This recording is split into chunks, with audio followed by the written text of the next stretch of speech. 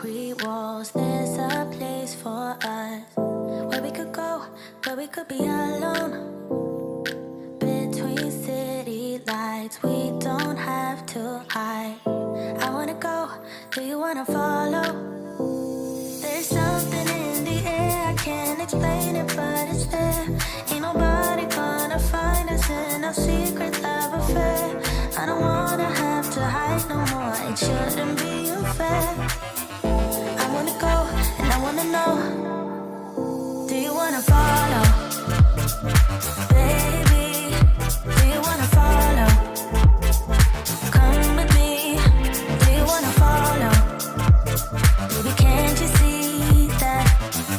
I wanna go, and I wanna know, do you wanna follow?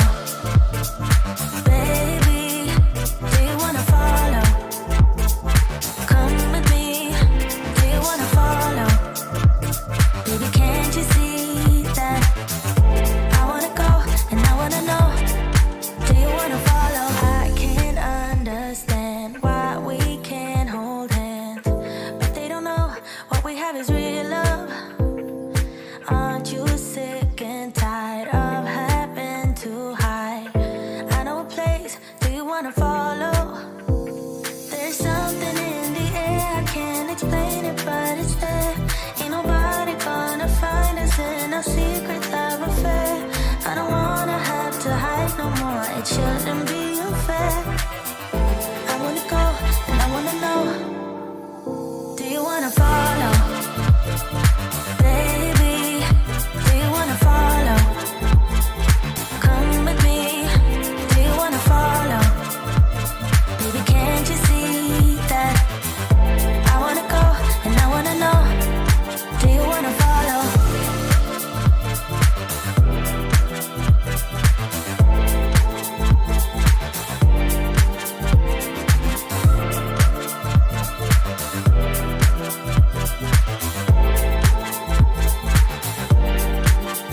Do you wanna follow? Baby, do you wanna follow? Come with me, do you wanna follow? Baby, can't you see that? I wanna go, and I wanna know, do you wanna follow?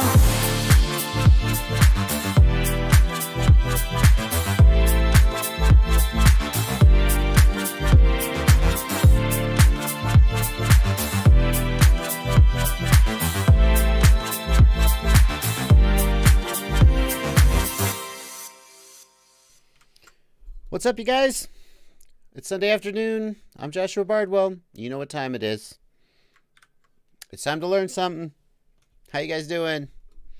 Welcome to the stream. What? Is Drib in the stream? He just wants to get invited on again. Not today. No. Hello, Ladrib. Hearts for Bardwell. Thank you, Ladrib. What's up, you guys? Anyone here from Finland? Karar Al-Madi? Anyone here from Finland? License to drive. Welcome back. Regular. Hello, everybody. Hello to everybody. We are ready to stream. Are we ready to stream? Wildfire module. License to drive. Just finished watching Albert Kim's overview of Foxeer's new goggle module. Rapid fire still wins. Shocker. Is that for sale yet? I want to get one and test it. The new wildfire module from Foxeer. They didn't send me one to test. They sent Bachgrinder one. They sent Albert Kim one. Why didn't they send me one? Foxeer. You got your name on it and everything. EV300D is on the way, Martin Leicher. That is coming from Banggood, so it's going to be here in a few weeks. 661 FPV, you didn't miss the intro music. It played, right? Did you guys hear the intro music? You heard it. I know you heard it. Woo! I was getting ready for the stream up till the very last minute. And I kind of don't feel like I'm in my groove yet, so we'll have to get into the groove. Airbender FPV. What do I know about Crossfire Shot? Crossfire Shot is a new high-speed or low latency control protocol that makes, if you're running OpenTX and Crossfire, it can give you much lower latency. That's exciting. That's all I know about it. We're gonna start.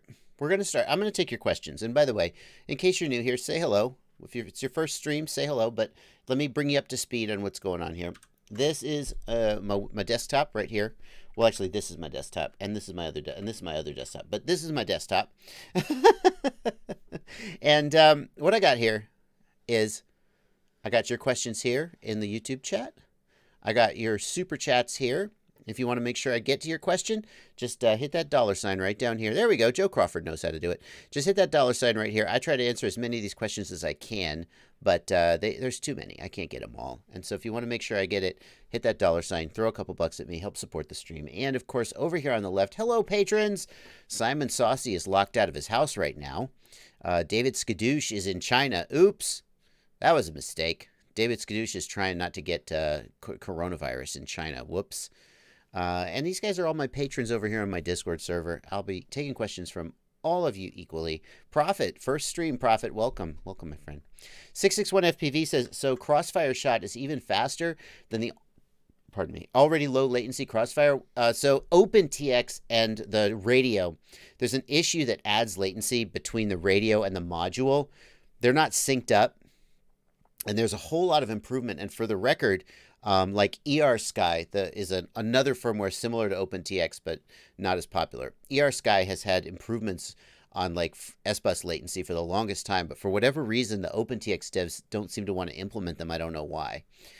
So there's still room for increased latency. When they talk about Crossfire latency being low, that's getting as much latency out of the RF link as you can.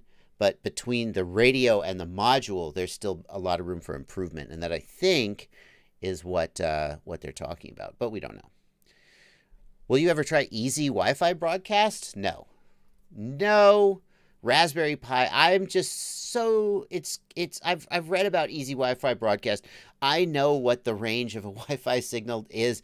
I've seen what you have to do to get easy Wi-Fi broadcast going. It's so cobbled together. It's so... It's just so... Bleh. I'm just like, I don't know. I think no. But, so that's what we do. You ask questions, I answer questions, we hang out, we chat for a couple hours. But before we do that, we're going to do some news of the day. News of the day. And there's a big piece of news. In fact, how many viewers have we got right now? 330 viewers. That's actually pretty good for this early in the stream. So here's the deal. I want to talk about this firmware update from FrSky, the new ACCST D16 2.x.x, because this is a big freaking deal, but not for the reason you might think. Now, I don't blame you if you're confused right now about FrSky firmware, because FrSky firmware, let's think about it. There's FCC and LBT versions, depending on if you're in the FCC or Europe. There's Access and ACCST firmwares. If you have R9, there's Flex firmware, there's F-port firmware. So when you ask yourself, what firmware should I install on my module? You might choose ACCST, LBT, F-port. I don't blame you if you get confused. Well, FrSky has further subdivided their receiver firmware ecosystem, but not... And I'm not sure whether it's to your benefit. So what they say about this new ACCST update, and by the way, this is ACCST. This is not Access. So if you think about D16 mode, right? If you have the new Access firmware, like a new T16 Pro or something like that, not T16, X-Lite Pro, this is not that. This is the older ACCST firmware. Oh, okay. They've released an update for that. Oh, isn't that nice? Well, maybe not. Because what does it do? Well, it fixes the channel output error, uncontrolled servo movements under certain conditions. And basically what this meant was that due to a bug in the receiver firmware, the channels could sometimes lock up. Okay. Strengthened correction and verification capability. This is the one. This is not... Oh, that sounds good, doesn't it? Would you like stronger correction and verification or weaker? Oh, stronger, I guess. No. What this does, and... I should say here, I have not personally tested this yet. I am going off of things that like people over on my Discord are telling me, but I have I'm researched and read and talked to people about this. I haven't personally verified this, so just take it with a grain of salt if you like, but everyone else is saying the same thing. That this strengthened correction and verification means that if you have a FrSky receiver running the 2.x.x firmware, it is no longer backwards compatible with older firmwares. So, in other words, you've got a FrSky RXSR, and you go, oh, I'm going to upgrade to this new firmware. Okay, yeah, why wouldn't I want the latest? Why wouldn't I want strengthened correction and verification capability? You upgrade your RXSR, and now it is no longer compatible with your X9D. Oh, okay, no problem. I'm going to download the X9D D16 2.0 firmware. Okay, now they work, but now your X9D can no longer bind to any FrSky radio that is not, or FrSky receiver that is not running the D16 2XX firmware. Now, this is different from how it used to be. It used to be that if you had a D16 receiver and a D16 radio, they could bind no matter what firmware version they were running. It was fine. And then FrSky released the new Access Protocol radios. And they said, everybody move to Access Protocol. This is the new big thing. And it was no secret. I think everybody pretty much agrees that part of their motivation was to lock out third party like Jumper from using their ecosystem. They don't like it that Jumper can come along and release a third party receiver, third party module that binds to their receivers. So Access comes along, and some people say, nah, I'm not moving to Access. I'm going to stay with good old ACCST D16. And FrSky's like, oh yeah, okay. Here's a new firmware for you. And it's also not backwards compatible. FrSky is trying to get you to go to these new firmwares that lock out. Well, who cares? Who cares? Screw Jumper. Okay. Go. Do you like CinnaWhoops? Is this new ACCST 2.0 firmware compatible with like all the crazy bee flight controllers with the SPI receivers? I'm being told that it's not. Oops. So FrSky and there's this channel output error with uncontrolled servo movements. Would you like a bug fix for that? Too bad. If you do, you have to go forward. You can't have the bug fix unless you move to ACCST 2.0, and now you can't bind to D16 CinnaWhoops anymore. Sorry. So what it looks like to me is that FrSky is trying to get you to move toward these new firmwares and new paradigms that lock out third parties. And it seems like they're willing to make you give up. If you don't like that, you don't get the bug fix. They could have released a backwards compatible version of this firmware with the bug fix in, and it seems to me like they elected not to do that because they want to lock out third parties like Jumper. And that, if that's all, that seems like to match the facts based on the research that I've done. And that's a kind of a dick move. So here's what I want to tell you. If you see this ACCST 2.0 firmware and you go, oh, I want the latest and greatest. Whoa, sir. If you do that and you have if you have D16 CinnaWhoops, not going to bind anymore. If you have any non-FrSky receivers, not going to bind anymore. Because they can't run this firmware and they're not compatible. 661FPV says, it's just an update. It still works. Just match your firmware version. 661FPV, tell me if I'm wrong about this. Does it still work with SPI receivers in Crazy Bee flight controllers, such as are in most CinnaWhoops? Does it? I know it still works with FrSky. If all you have are FrSky receivers, XSR, RXSR, XM+, then you're fine. Yeah, you're fine. If you've got an RXSR and you upgrade to ACCST 2.0, it will still work with your FrSky radio, no problem. But if you update your because you have to update the FrSky radio too. And when you do that, any third-party stuff is locked out at that point. That's my understanding. That's what people have told me. Use an external XJT module. We use all kinds of, 661FPV. I didn't say sell your radios. You say 661FPV. You're saying that if I upgrade to ACCST 2.0, then it does not break compatibility with like Jumper receivers. That is not what other people are telling me. Well, I guess look into it. The good news is that you can always flash back if you feel like it. So if it doesn't work, then there you go. And it's just freaking confusing that they've segmented their ecosystem even further. So can't you just use a multi-protocol module? Makenda Bacon, nice username by the way, Makenda Bacon. If you have a multi-protocol module that supports D16 protocol, I believe it will not be compatible with ACCSD 2.0. So if you upgrade your FrSky receiver to ACCSD 2.0, my understanding is it will no longer work with like a jumper multi-protocol module. That's what people are telling me. And yeah. Big DFPV. Okay, let's talk more about news of the day. Big DFPV says, what's up with Red Cat? I don't know. I don't. Here's the thing. I personally know what people like Dave Messina of the FPV Freedom Coalition and Drew Camden, of course, good old LaDrib. I know what these people are doing because I am in the room with them when they talk about what they're doing, and sometimes I'm with them when they write letters, when they make phone calls, when they have meetings. I know that there's this fear that there's some secret backroom dealings where they're like not sticking up for FPV. And I know and I believe that that's not true. But I understand that for people who aren't in the room, there's suspicions. And I get that. Red Cat comes along and Red Cat says, we don't support regulation of hobbyists. And people are like, yeah, but it kind of sounds like you might.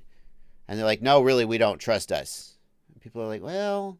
And then the freaking PR firm that Red Cat hired puts out this tweet that basically says, drones are bad. We need to regulate drones. And I'm just like, oh. Because, like they say, this was a PR firm that was hired to make drone-related posts. They weren't really being overseen, and they made these posts. And Drew and Chad are like, no, we got this. This is why Red Cat brought Rotor Riot in, because, you know, they need someone in the industry to help make sure this shit doesn't happen. And I just saw that post and was like, you've lost all the credibility you might have had. And I have to say, like, I still believe what I believe, but after seeing those tweets go out, I don't blame anybody who just is like, I don't believe a thing you say anymore. Red Cat has a lot of work to do to earn back any credibility they might have had after those tweets, because that's just like, I really sincerely believe that it's a case of incompetence, not malice. But I don't expect anybody else, especially people who are not like literally friends with these people and know them personally. I don't expect you to take my word for that. And hopefully actions will speak louder than words. That's the bottom line. But yeah, that tweet was that was the worst possible thing that could have happened for Red Cat's credibility. And when I saw that, I was like, I can't defend that. I can't say to anybody who sees that tweet and goes, you expect me to believe. Here it is, right here on your Twitter page. Let's regulate hobbyists. We need to do more of that. The exact thing you say you're not doing. It's right here.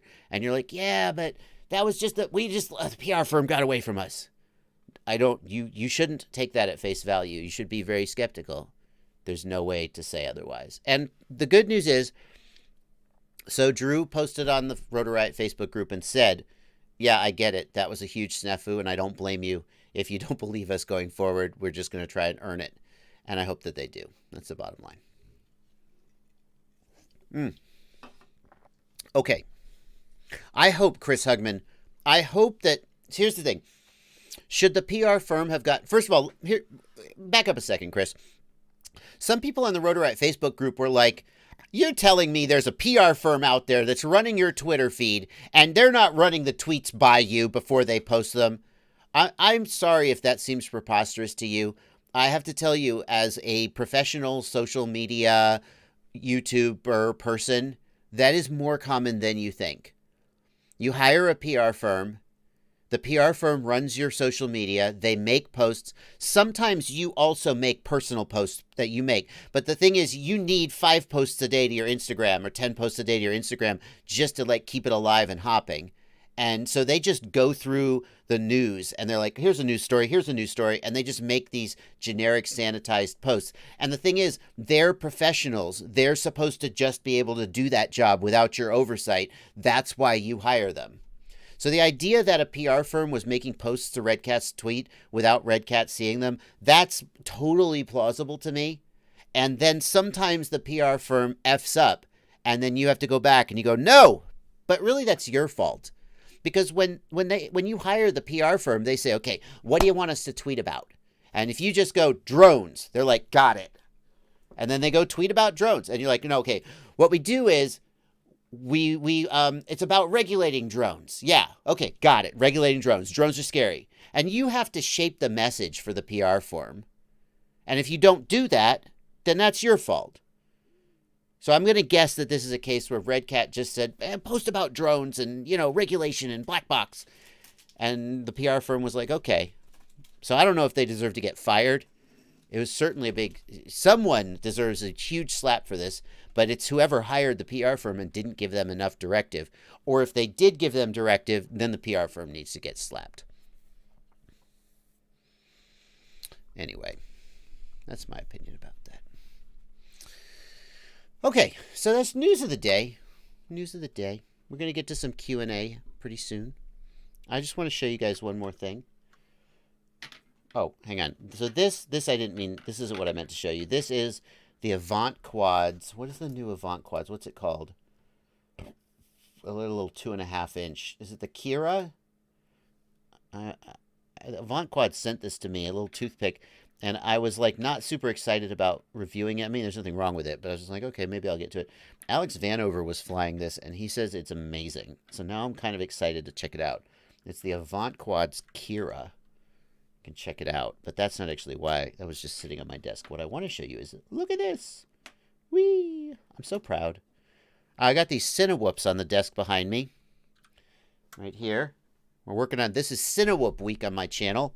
We're going to have a review of 4, maybe 5 CinnaWhoops, and then at the end of the week, which is the best? So we try to make a big thing out of it. That is the iFlight Bumblebee that you see, the Diatone, the Holy Bro, and the Rotor Riot. But I was like, I didn't get a 3D printed mount for one of them. And I was like, wait a minute, I can print one. And look, that's a pretty, come on, guys. That's a pretty decent print, I have to say. Don't you think? Except for this part here. This is the only part that's screwy. Like, there's a lot of... Oh, here. It was printed like this. You see the sag there? Oh, hang on. It's not focused. So, a little bit of sag there on that overhang. But overall, not bad. Okay. Okay. Let's take some questions. Thank you, guys. It looks awesome. That was printed on my Ender, too, not my Soval. Bowden extruder. Yeah. Let's do questions. Tyrannus versus Jumper T16 says CR Litas. CR Litas, I feel that the Jumper is the best value for money in transmitters. It is not necessarily the best transmitter. The best transmitter you could buy is probably a $800 Futaba. But most people aren't going to spend $800 on their transmitter. For a price of about $130 to $160, the Jumper T16 is $160. The new Radio Master T16 that's coming soon, maybe in the March timeframe, that's going to be around $130, and I wouldn't be surprised to see Jumper drop their price too. So at a price of around $130 to $160, I think you get a hell of a package. It's not perfect. Like, I have gotten a ton of reports from people saying that the scroll wheel on their T16 doesn't work. In fact, I know one guy who bought like 15 T16s for a classroom project, and he said like on half of them, the scroll wheel didn't work. And I think this is a case, do you know about the curse of Chinese New Year? Like, Chinese New Year holiday happens, and the last batch of stuff out of the factory is always super defective, because there have been previous batches that didn't have that problem. But the quality control on something like the Jumper T16 is not going to be at the level of a Futaba. And frankly, I think FrSky's quality control and build quality is higher. But overall, you're going to pay $200 to get a FrSky radio that has some of the functionality, but it has a smaller screen. It doesn't have the multi-protocol module. You're going to pay $200 for an X9D 2019 edition, and in some ways, it's not as good as the Jumper T16 at a price of $160 or even $130. So, FrSky versus Jumper, that's a tougher one. I think Jumper, for many people, especially a first transmitter, is the way to go.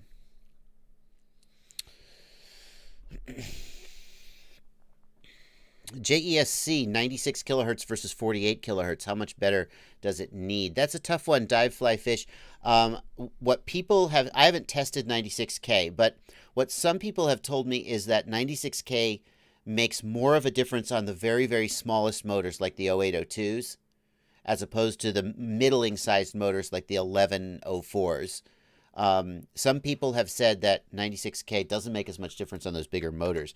What I want to show you guys, give me 1 second to bring this page up and I will show it to you.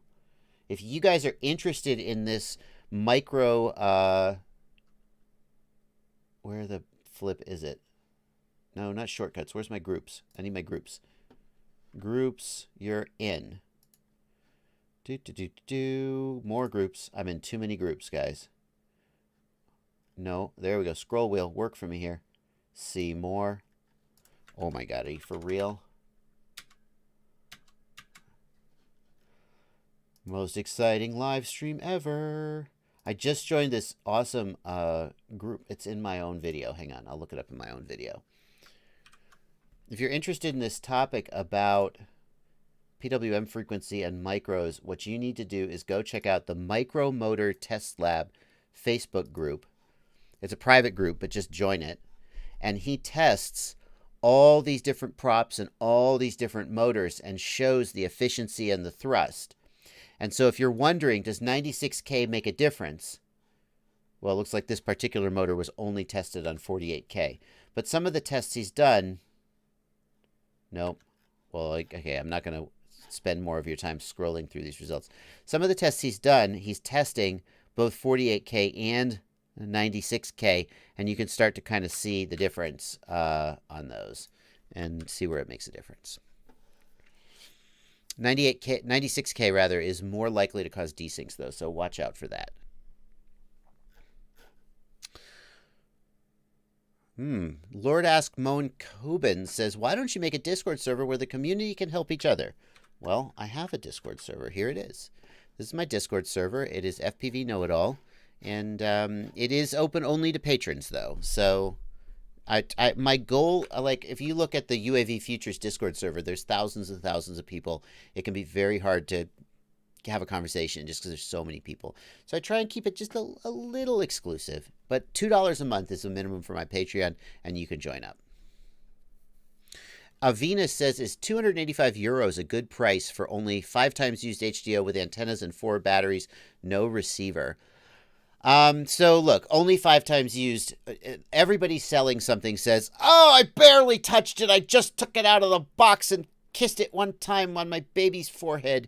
And now it's in perfect condition, but you got to check it out. Everybody says it's, is it in good condition? Does it seem to be new? Let's assume it's in like new condition.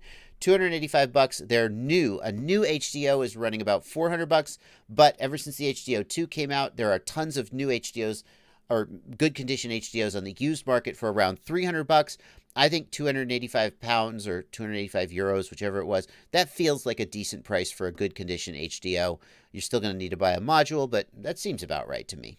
I feel like $300 is about the price of an HDO that an HDO should be these days. A used one. Yeah.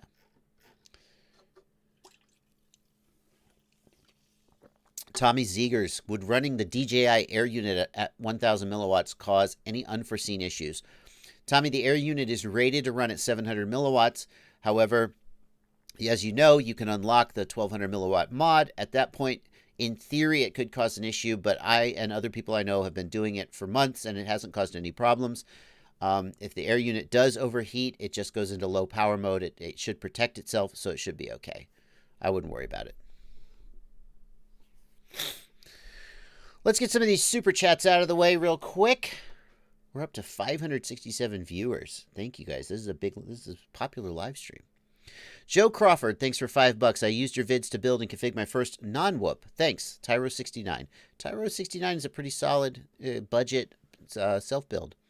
DVS FPV, thanks for $5. FPV Style, thanks for €5. I have a question. About to use GPS on my freestyle copter. What's better to use as software, Betaflight or iNav? FPV Style, Betaflight flies better. There's no question. For racing or freestyle, Betaflight flies better. But Betaflight's GPS support is extremely limited. It has return to home, sort of, but not really. And sometimes it falls out of the sky and you don't really know why. Betaflight's GPS support, if what you're using GPS for is coordinates so that when you crash, you can find your quad, or speed. GPS is great for getting speed readings, better than a radar gun. Many people don't know this. GPS is accurate to about 0.1 meter per second for speed. And you might think, wait a minute, it's only accurate to like 3 meters for position. How can it be accurate to 0.1 meter per second for speed? And the answer is the Doppler effect. It is. It just is.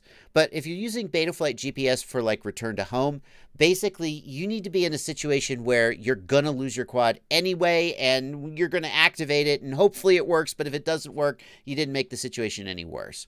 If you need robust GPS autonomous flight, iNav's the way you got to go, but it's not going to fly as well for freestyle.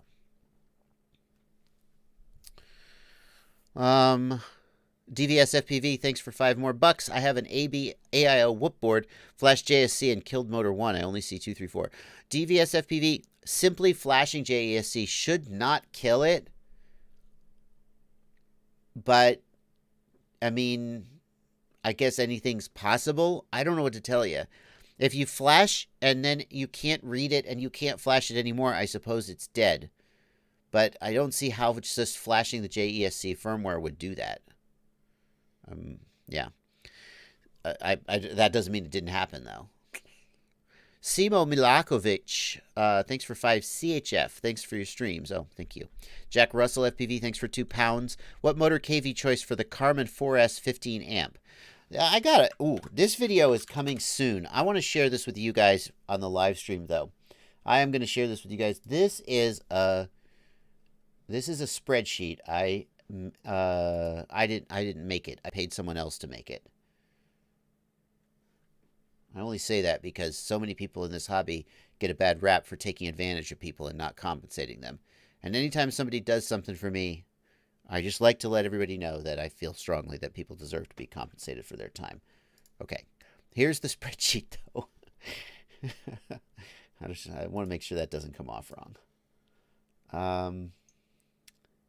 Anyone with the link can view, get shareable link, copy link. Okay, here's the link. I'm pasting it in the chat.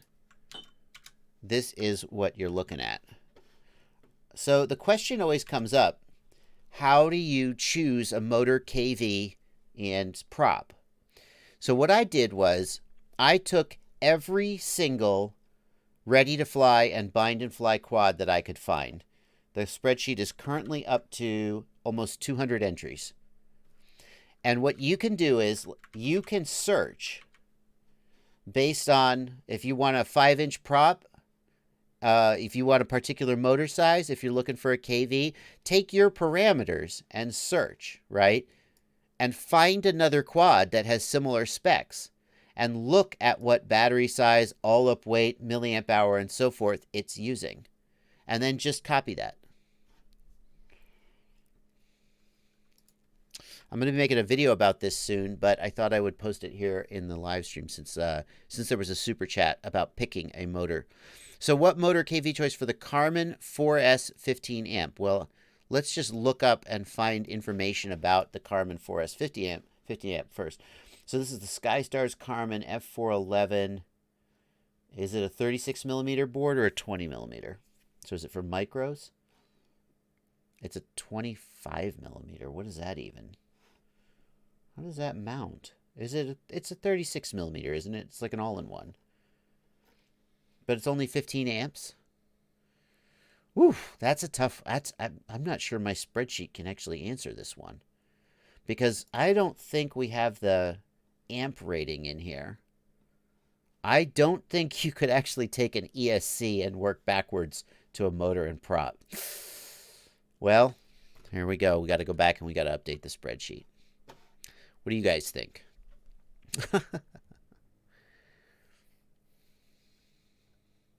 Okay.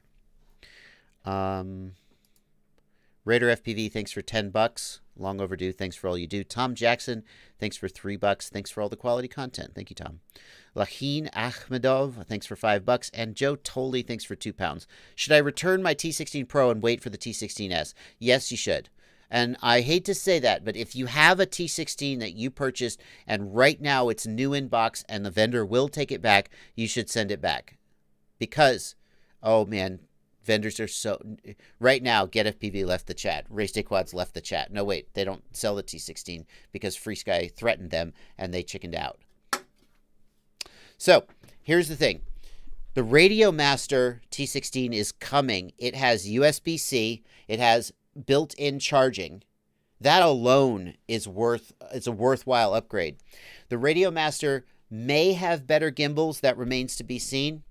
And the Radio Master is $130. Now, let's say that the Radio Master comes and it turns out that it's crap. I'm not saying it is. I'm saying that it's an untested product. You just don't know. You can't judge based on the spec sheet. I guarantee you that when the Radio Master hits the market with USB-C, internal charging, and $130, I guarantee you Jumper's not going to take that lying down. I guarantee you Jumper's going to put out a radio with USB-C, internal charging, and it'll also be $130. So if you just paid $160 for a Jumper, you need to, if you can wait another 2 months-ish, because like right now we are into Chinese New Year, and that's going to be like another month. And then, so the earliest I feel like the Radio Master could actually hit stores, if it's not out already, is it? I don't think it is, would be like the March time frame. So if you can wait till March, I think that the radios are going to get cheaper and more functional. So I think you should wait. Lord Ask Monique, I don't know how to say that name. Thanks for 50 Norwegian kroner. Will a not DJI controller pair to the receiver in the DJI Air unit? It will not. The Air unit only pairs to the DJI controller. You will need another receiver or you'll need a DJI controller. There you go. We're caught up now on the super chats. Let's take a half hour into the stream and I haven't even said hello to my patrons. Let's go over to the Discord and say hello to the patrons. But first, I'm going to crack another FrSky. This stream brought to you by ladies dieting in the 80s. FrSky. It's the grapefruit flavoring sparkling soda that you can enjoy anytime. FrSky, sponsor my live streams. This stream also brought to you by Dalwhinnie. It's the Highland Single Malt Scotch Whiskey that helps you forget that the FAA is trying to ruin your whole hobby, destroy your career. It's the wrong time to go full time. Dalwhinnie. It only tastes a little bit like you're eating Scottish topsoil.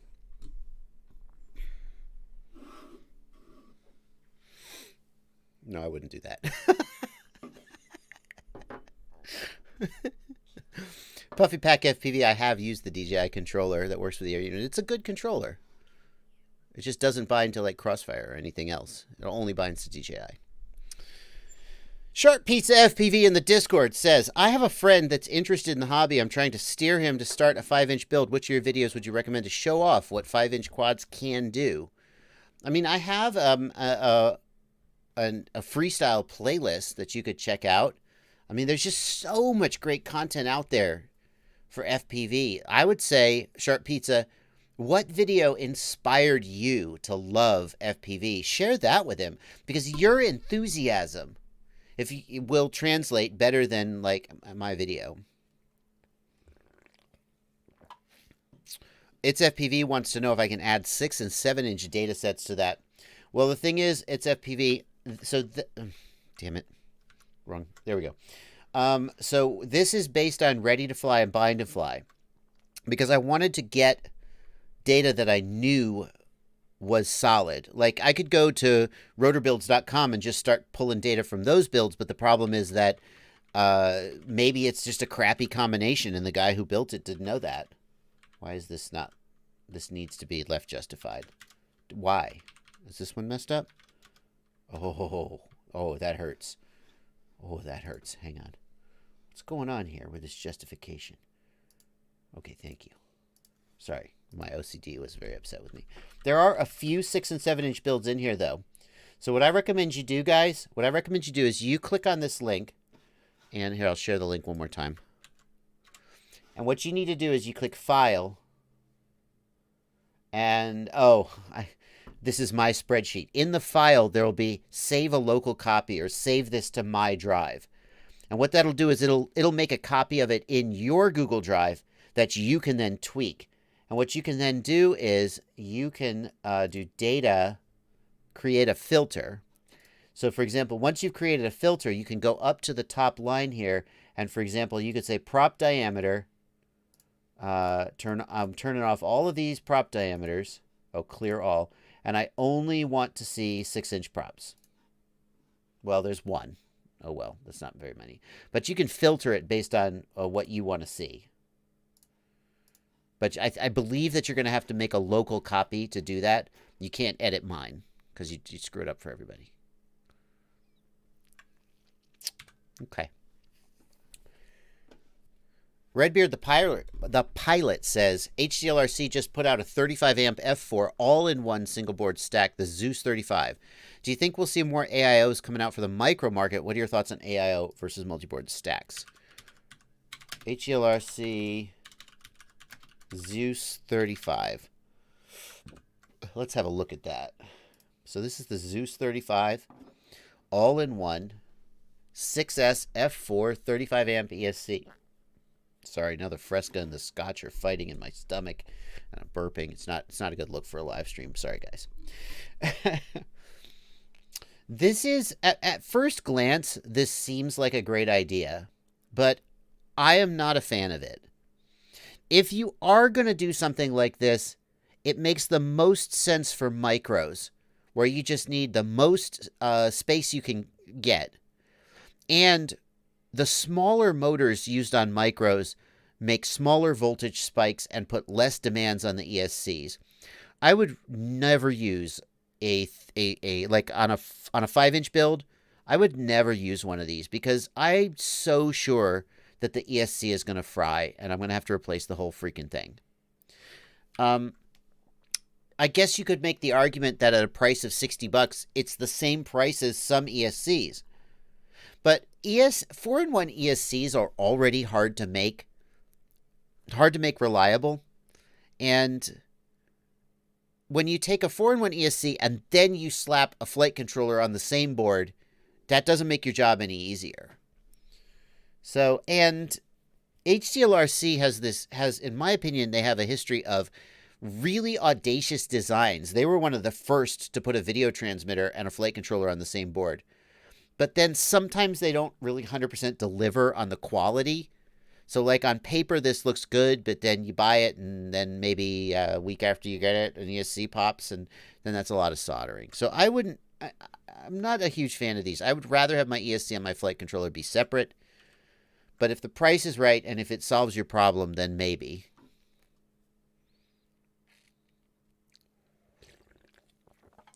Q'd, I would never mix single malt with FrSky. That was just a joke for the stream, but I couldn't go through with it.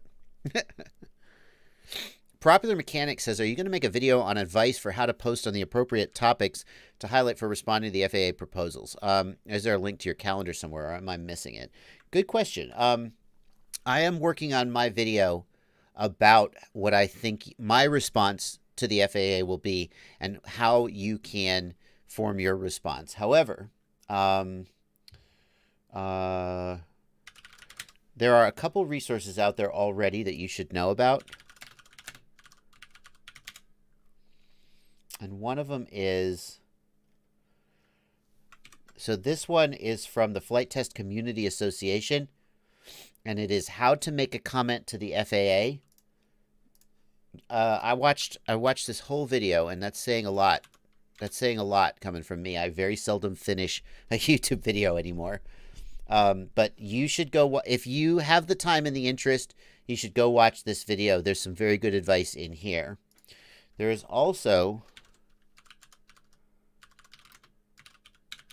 the FPV Freedom Coalition just put out a document. I know it's on their Facebook group. Let me see if it's also here. Resources. Comment. Here we go. The Remote ID NPRM comment request from them. This is their official response.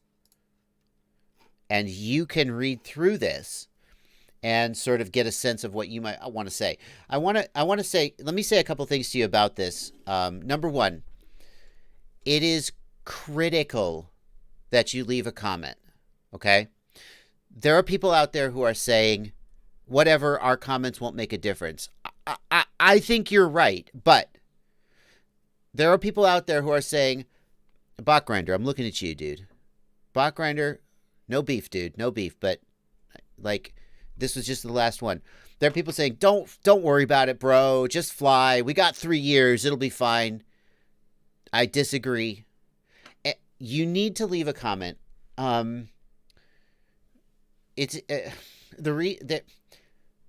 are people in the FAA who agree with us that this is a load of crap. It's an overreach. And those people are fighting internally. And those people need our comments so that they can go to their boss and say, see, I'm not just a crackpot. It is really, really important that we all leave a comment for the NPRM. Okay? Now, if you feel like you want to go watch a 20-minute flight test video and then read an 8-page document from the FPV Freedom Coalition and make the most well-formed comment possible, more power to you. But if you go, I can't, then just leave anything. Don't go and say, you suck, this sucks. Don't just cuss them out. Leave like one well-formed paragraph about how this will affect you and that you oppose it. But whatever you do, leave a comment. Don't copy-paste. If you copy-paste a comment, then it basically just gets sort of ignored. It's like, okay, this is one guy who didn't oppose it, who didn't agree with it. But the best thing you can do is look at what other people are saying and go, oh, yeah, I agree with that, and then rewrite that in your own words. Okay. All right. I'm going to paste links to this in the chat. That's the FPV Freedom Coalition response. And where's the Rotor Riot video? Not Rotor Riot. There. Guys, there's more going on here than the public is aware of. And I don't really... I can't say any more than that because the people who've told me about some of the things that are going on told me in confidence. And then if I spill the beans, then they won't talk to me anymore. And I don't want that. I just want to say it's really important that we not let the comment period pass by without taking steps. The comment period is more important than you realize. If you haven't left a comment, please do. And if you think it doesn't matter, do it for me. If you think it'll be fine, we have 3 years, do it anyway. Just please do it. Yeah, 507RC is talking about the UFDA crew is organizing a protest on February 29th. I'm not sure about all the details of that, but apparently they have the permits. The UFDA crew put together permits, and there's also going to be a GoFundMe for donations to get stuff that they need. The more information about that will be coming out. Pippi FPV says, I live in the EU. Can I comment too? Pippi, I don't know how much stake they'll give if you say I live in the EU, but there's no, I don't think there's a checkbox that says I am a U.S. citizen.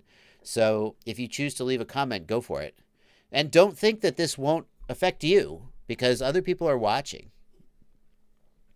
Sky Old Fox says, please answer Hate Eternal Maver. What's Hate Eternal Maver's asking? Let's see if I can find this question.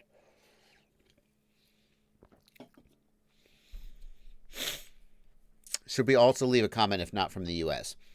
I think, yeah. I think the more the merrier.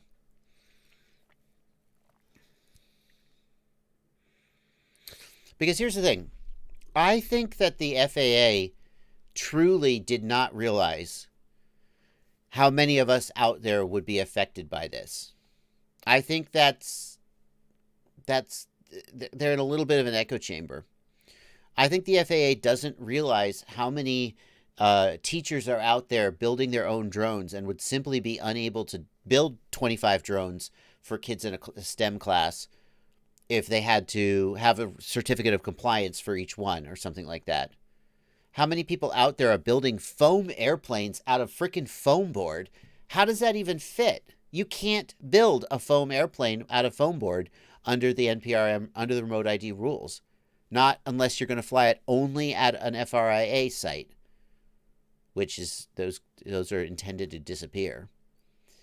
And I think part of what we can do with the comments period is just tell them, I am out here. Here is the type of aircraft I fly.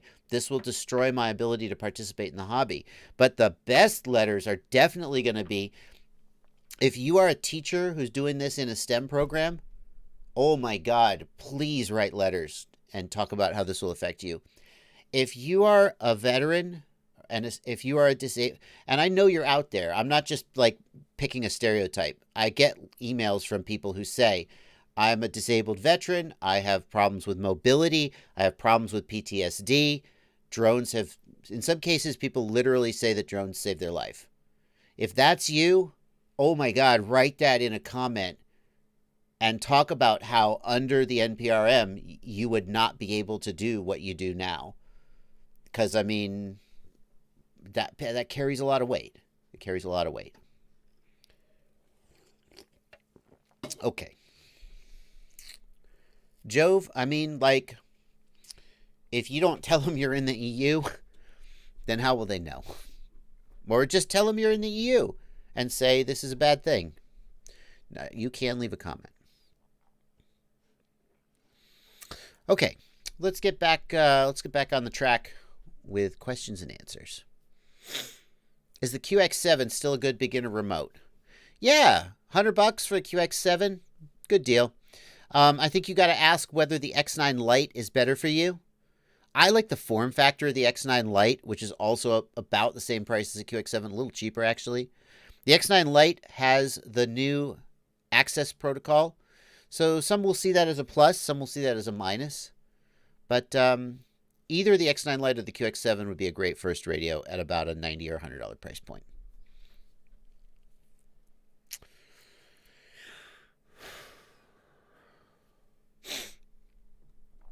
Domo Light says, I have the DJI FPV system. I get a picture, but my controller shows nothing in beta flight. Is the air unit broken? Is the air unit broken? No. Domo Light, most likely the configuration of the receiver settings in the flight controller is not right. You need to have Serial RX enabled on the correct UART in the ports tab. You need to have SBus set as your serial receiver protocol in the configuration tab. And you may or may not need to enable SBus_baud_fast in the CLI. Or in the goggles, you can turn on or off the fast SBus option. Those are the three things you would need to do to get the DJI controller working. If you want direct help with that, message me on Facebook and we can go through the exact steps.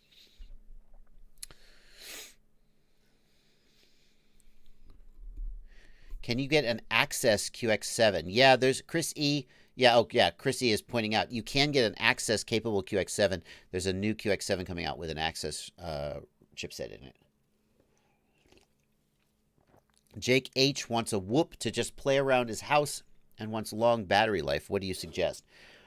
Jake, the one that seems like a good choice to me would be the Mobula 6. The Mobula 6 here in the 19,000 kV variant, I am getting 5 minutes of flight time just sort of tooling around my house, and that is before the 48 kilohertz mod, right? So it's about $80. If you get the 25,000 kV variant, it will probably be too fast for a beginner to fly around their house, but the 19,000 kV variant is pretty freaking nice. Ernesto de Ruvo, or Ruvo? I don't know how to say your name. Sorry, Ernesto. Has the DJI system. Betaflight doesn't show the OSD.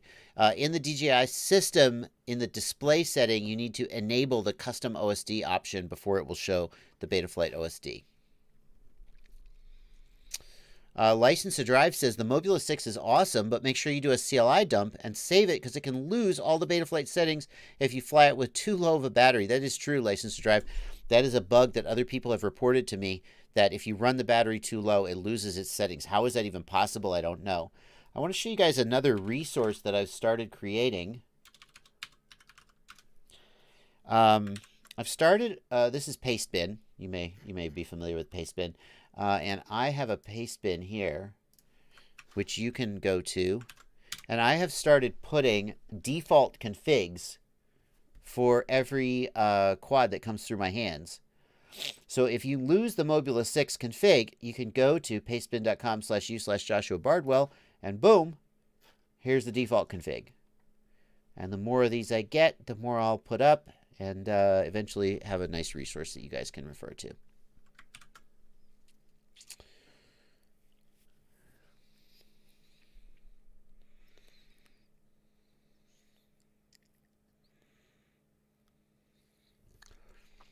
Popular Mechanics says, in your Caddx Vista video, you didn't really show how the quad looked after you installed it. Is it close by so we can see that?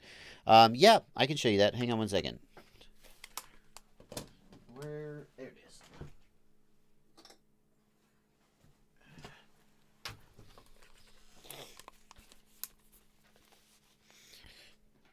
So, I'm not sure whether... I'm not going to take the canopy off, though, unfortunately. But there it is. Let's focus here.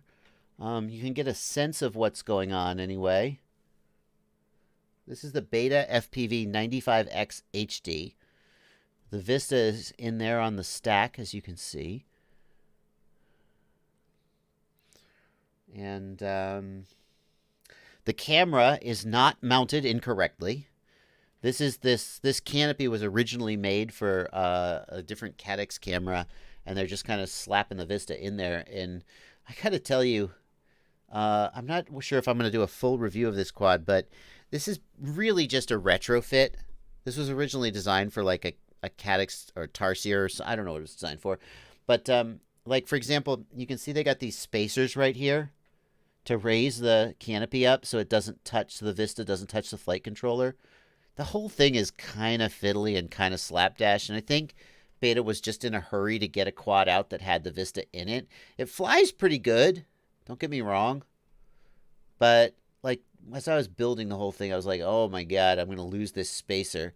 Like, why is that spacer not molded into the frame? Well, because the frame wasn't originally made for this flight control, or this VTX. And why is the camera mounted wrong? Well, because yeah. So I would love to see Beta FPV, like a month from now, come out with a better integrated version of this. This one's not bad if you're in a real hurry to get a Vista capable one. It flies pretty good, but it's kind of fiddly and kind of slapdash. There you go.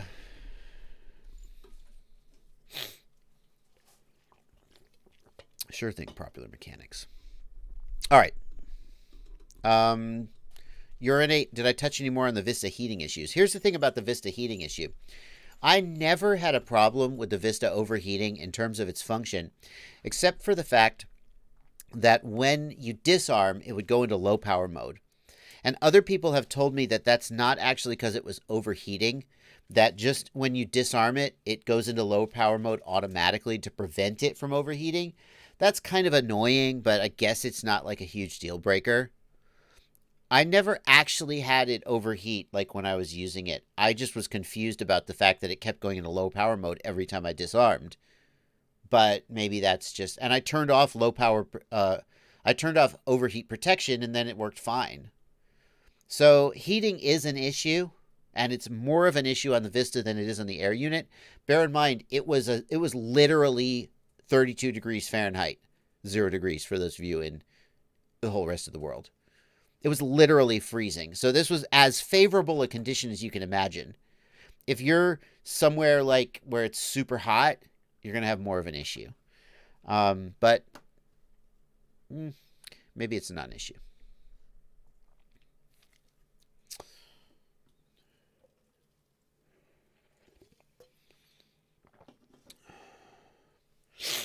Steve Hook says, I'm building my first quad, and I got to the VTX and camera setup. I soldered the cables properly, but no video feed except a white screen would show in the HDO plus rapid fire. Steve, do you see static at all when you change channels on the rapid fire? If you see white screen in the goggles, I wonder if the goggle itself is having a problem. So when you change channels, you should see static. If you are on a channel that's being transmitted on, you should see black screen. One thing to check, Steve, would be the top joystick on the HDO. If you click it in, not up, down, left, right, but down toward the floor, it changes you from HDMI to AV input, and you might accidentally be on HDMI, although that should be a black screen, not a white screen, but hang on. I gotta... I chat lip. Sorry.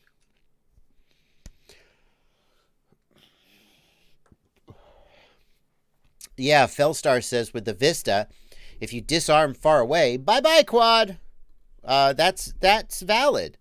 In fact, when it goes into low power mode, it still transmits, but I believe it transmits at a reduced power, and it won't record DVR, which was annoying to me because I was trying to use that to record some of the video.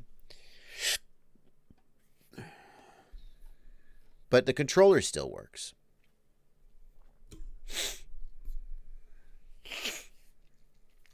Apparently, Byte Flight is spamming the same question. Several people have answered, but I haven't answered. Byte Flight wants me to answer. But now people are annoyed. I am not allowed to buy an... Here we go. Byte Flight, I am officially answering your question. Now you can stop spamming the chat. Here we go. Everybody ready? Can someone help me? I am not allowed to buy an FPV goggle. In Germany, you need a spotter. How can see the drone at all times, and I have no spotter. My parents, therefore, do not allow that. So what's the deal, dude? Fly with a panel. Yeah. I don't know, man. I mean, what are you gonna do? Your parents won't buy you a goggle. You can fly with a panel and just a screen. Is that legal? I mean, I'm gonna tell you what everybody else in the whole world does, except me, because as a prominent drone professional, I have to do everything by the book or I will get slapped. But what everyone else does is they just fly without a spotter and no one cares and no one knows. But that's not going to convince your parents. I don't know how old you are, but this is why getting a job and getting your own income is nice. If you're like, too young for that, then that's not very helpful. But if you're like 15, 16 years old, or God forbid, even older, time to get a job. Then your parents can't tell you what you can buy with your own money. I once knew a mid to late 20s person who was in grad school. No kidding. Still lived with her parents. Was happy living with her parents. Didn't really have a problem with it. But, like, literally, she had a curfew and an allowance. And she's like, yeah, but I don't have to pay rent, and they pay for my grad school, so it's cool. I was like, oh, I don't know. I don't think I'd be okay with that. We'd be at a party, and she'd be like, I got to go home. I might have to be home by 11. We'd be like, but you're like 26. Is that a thing? And she was like, yeah, but they pay for grad school. Okay, hey, you do the math. I'm not. Hey, Laheen Akhmedov says, run away from your parents. No. As a parent myself, I would never sow discord between kids and their parents. And I certainly would never be on the internet telling some kid to, like, defy their parents or run away from their parents. That would be completely wrong, and that's not what I'm doing. I'm just saying, if you're at a point where you can get your own job and your own money, then you can spend it on what you want. You can take risks. Isn't that like the definition of being an adult? Is that you are responsible for the consequences of your own actions. If you choose to break the law, you receive the consequences. When you're a kid, if you break the law, your parents deal with the consequences. And that's why they get to tell you what you spend your money on. Because they will be held responsible for the consequences of your actions. Anyway. 48K mod for the US 65. Yeah, any little 1S micro, brushless, do the 48K mod. Der Geist thinks that's gone too long without looking at the super chat. All right, Der Geist, let's do it. Pieter Lech, thanks for 99 cents. Spazzy Funk, thanks for $10. I'm totally new to FPV. I got a Tyrannus QX7. I've been practicing in Velocidrone. I cannot get Velocidrone or Windows to detect the switches. Spazzy Funk, you have to set up the mixer in the QX7 to map a switch to a channel. That is not done automatically. Because think about it. There's like 12 switches on that thing, and there's only 8 channels total, and 4 of those channels are used for your controls. So some of those switches will just not do anything. You decide which ones you want to map. So you need to go into the mixer and set up a mix. You need to set the switch as the source of the mix, and then the channel will move. Spazzy Funk, that's the answer. Kevin Sharon, thanks for $6.99 Canadian. Trashcan ESC, Trashcan quadcopter with JESC 48K. I'm getting yaw washout on pitch axis. You do have reversed props. Yaw washout on the roll axis, props in. Wow. Wow. Okay. Well, I don't know what your tune is now, but my gut feeling to improve handling on yaw is to raise P on the yaw axis. I think that's the direction I would go. The other thing to keep in mind is that some frames are designed for the props to be a certain direction, and they may handle worse if you have the props reversed. The trash can is a little bit heavy, and you're running a 450 milliamp hour 2S battery. 72 grams all up. I feel like that may be a little bit heavy. It may be a little heavy, and that may be contributing to your washout. Throttle boost helps with yaw washout sometimes on the trash can. Says acetic too. Yeah, I saw that. Throttle boost, I think of throttle boost as being most useful for larger quads with heavier motors. But people are saying that throttle boost on micros is actually super helpful. I'm not sure how that would work, but Nathan Oliveira says the trash can handle that battery easily. Okay, fair enough.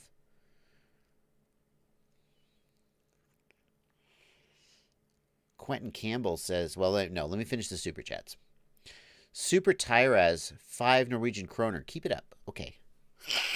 Der Geist, you gave 2 CHF and said, please look at my next comment, but that was 20 minutes ago. That's not how it works. Put the question in the super chat. Don't use the super chat to ask me to look at your comment. That will never work. What is throttle boost? Michael Lundgren asks. Throttle boost is a feed forward for the throttle. So the faster the throttle is moving, the more the throttle signal is kind of boosted and accelerated. It's as if the throttle was higher than it really is.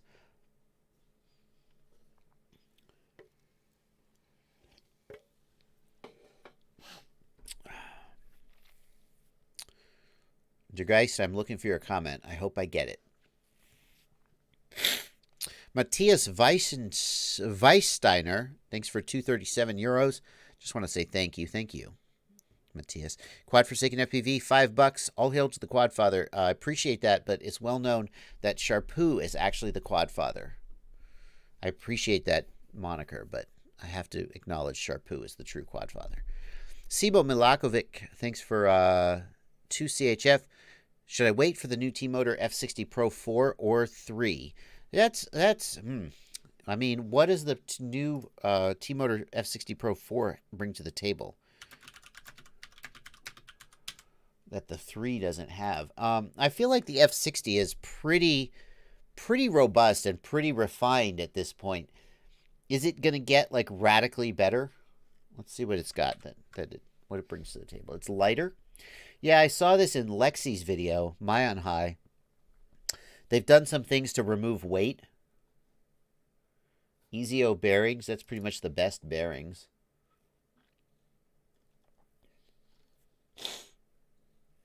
They've got some things shaved out to save weight.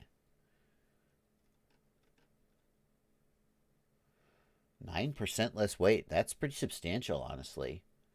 That's really substantial. They saved 9%. How many grams is that? It's probably like 3 grams, though. Still, that's pretty substantial. And when you consider the fact that that's, times 4. So if you save, 3 grams a motor, that's 12 grams over the quad. That's really not nothing. What's the price? $25? $27? Yeah, I would wait for that motor. It seems like a good motor. Okay, we're caught up on the super chats. What do you think about Zing motors? They're very, very good motors. Why doesn't the 48K mod work for larger quads? Asks Carmine Varianas. Carmine, that's a really good question. And I don't know the answer, to be honest with you. It has something to do with the FETs used on the smaller quads, perhaps. Basically, the theory that I've heard is that you get this increase in efficiency because driving the FETs with a higher frequency means they spend less time transitioning. And the same thing must apply on larger motors. But I think the takeaway is that there are other factors on larger motors that are dominant. So let's say we save so many fractions of a milliamp or a milliamp hour by making this mod. Well, on a small quad, that gives us 10% more flight time. But on a large quad, that's such a small fraction of the total current pulled by the motor that it doesn't make a difference.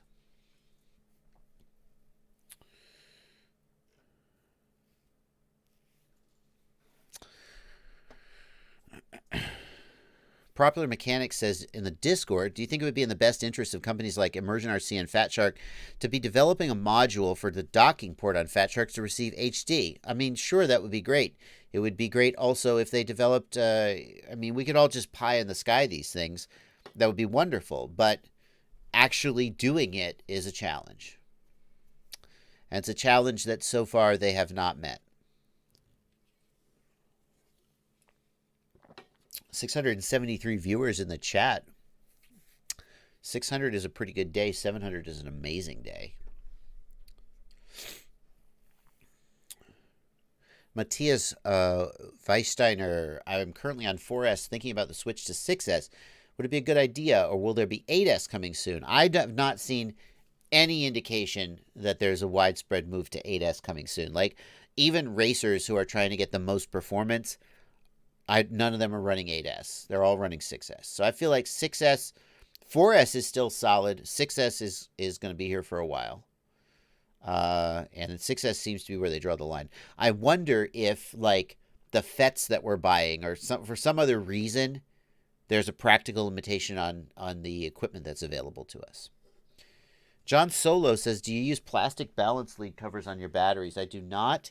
I don't have one handy to show you, but I have a rubber band around each battery, and I put the rubber band the long way, and I hold the balance lead in place. And then after I fly the pack, I take the rubber band off, and I put it on the short way around, and that tells me that the battery's discharged. Steezy FPV says, have you seen the torture test for the T-Motor Pro 4S? They smashed it 79 times with a hydraulic ram while at max RPM, and it took 79 times to make it stop. Yeah, okay. I don't know. I mean, the torture tests, maybe there's something to them, but also, like, I remember a frame manufacturer, and he said, look how tough the frame is, and they threw the frame up against the wall. They threw it as hard as they could, and it bounced off the wall. And I was like, it doesn't really mean a lot. So these torture tests, I mean, they're designed, maybe it's sincere, and they're designed to show real data, but maybe it's kind of just designed to impress you. Time will tell. The real world will tell.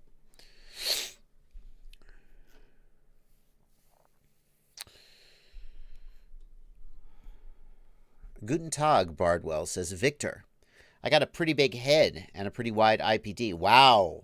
75 to 77 millimeter IPD. That is a wide IPD. You have a wide set eyes. I modified my Omega Commander V1 pretty heavily to be usable. Do you have any insider news? No, man. Victor, I'm sorry, dude. The good news for you is this. If you have a narrow IPD, like, you can only squeeze the screens so close together before they just are touching and they can't get any closer. If you have a wide IPD, like, in theory, you could modify them to widen the lenses as wide as you need them to be, in theory. But I don't know anything coming the way that has an IPD that wide. What are the chances of a V2 DJI goggle with analog bay? Asks Chris E. That is not in the works as far as I know. If you want an analog bay, there's like a $14 adapter. You can get it, bolts onto the side of the goggle on the head strap bracket. Costs $15, and that's the direction you need to go.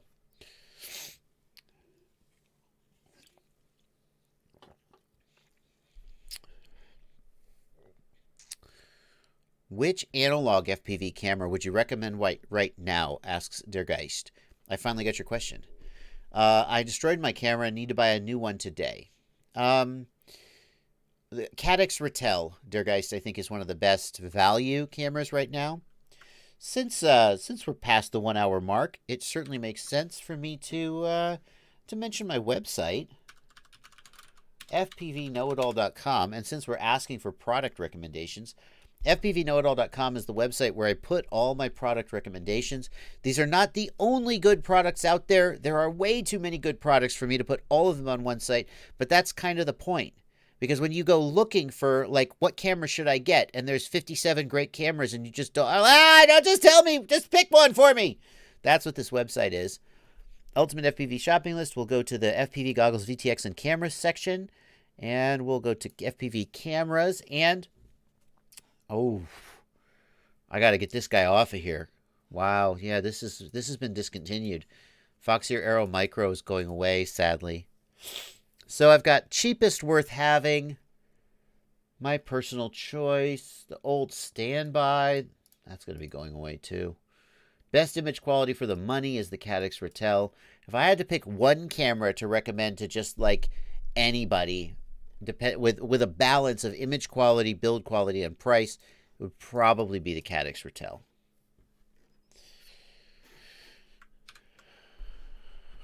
Simon Saucy wins the game in my patrons over on Discord have a game where whenever I show my website, they see who can be the first to post a screen grab. Simon Saucy wins the game for that one. Sander Pa, why do you still recommend DYS Samguk series motors on your website? They're discontinued for a while now. Yeah, DYS went out of business. As far as I know, so I have I check the website every month, and I check every single link in the website. And if something is out of stock, then I make a note of it. And if it's out of stock 2 months in a row, because sometimes things are just out of stock, then I think about whether it needs to be removed. Although the Samguk motors DYS is out of business, as far as I know, the Samguks are still available. And the thing about the Samguks is, like, they're really cheap. They're available everywhere. And as long as you can still buy them, I think I'm going to leave them on the list. But they are going to be going away. You're right. Oh, my God. Alex Drones, you're hurting me, man. That one hurts me. Can I refund this one? Can I refund this one? I'm going to assume that was just a joke. Please don't do that. If you were joking, haha, your joke's very funny. And if you were serious, no promoting InfoWars on my live streams. Okay. See, now it's going to blow up. Just let it go, guys. Let it go, guys. Carl's and Cena's soft mounting motors, any negative effect to racing? Carl's, I don't recommend that you soft mount your motors.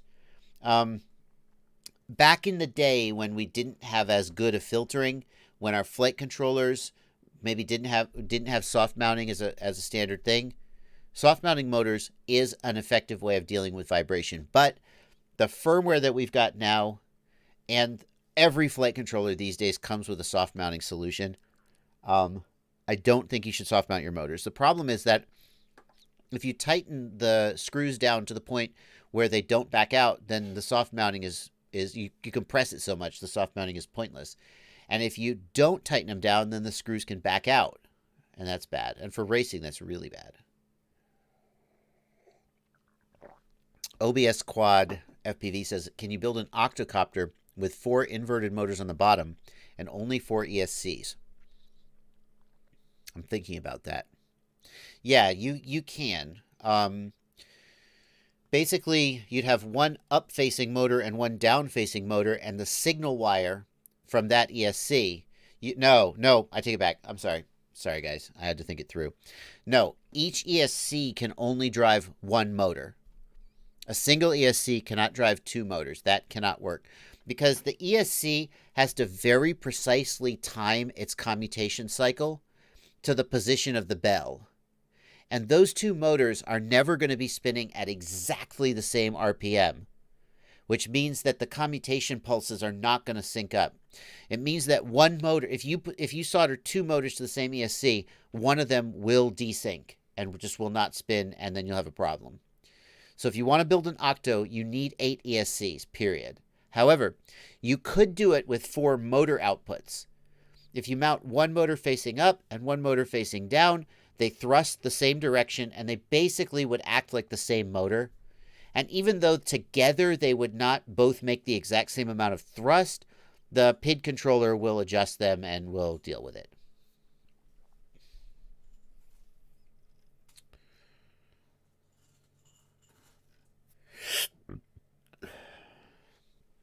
Tyler FPV is looking for somewhere to go practice and get better without having to drive too far. Tyler, it's tough to find spots to fly, especially when you are a beginner pilot and you know that you're going to crash and fly badly. If you're a pro, like, I'll be driving on the street. I'll tell you, I want to do a video, maybe someday, maybe, about, like, the best places to fly. And I don't mean, like specific buildings, but, like, for example, here's the thing. Churches. Churches are always great places to fly.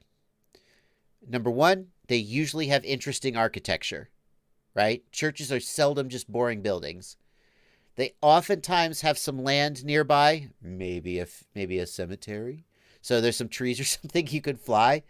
Churches are just always a great place to fly. Schools, public schools. Don't go there during the school day. That will not go over well. But if it's like Sunday afternoon and nobody's there, especially if it's during the summer and nobody's there, schools usually have these awnings and there's usually just great places to fly around schools. And the great thing about this is, wherever I am in the United States, if I'm like, hey, I want to go fly today, like, probably I can find a church or a school. Now, I'm not saying, now hang on, some of you're ruining the hobby, Joshua. It's bad to go fly at schools when you don't have permission. Okay, that's a whole separate issue. Like, you got to, because, like, we've flown at churches and the pastor comes out and he's like, hey, what are you guys doing? And sometimes there's cool pastors and there's dick pastors, right?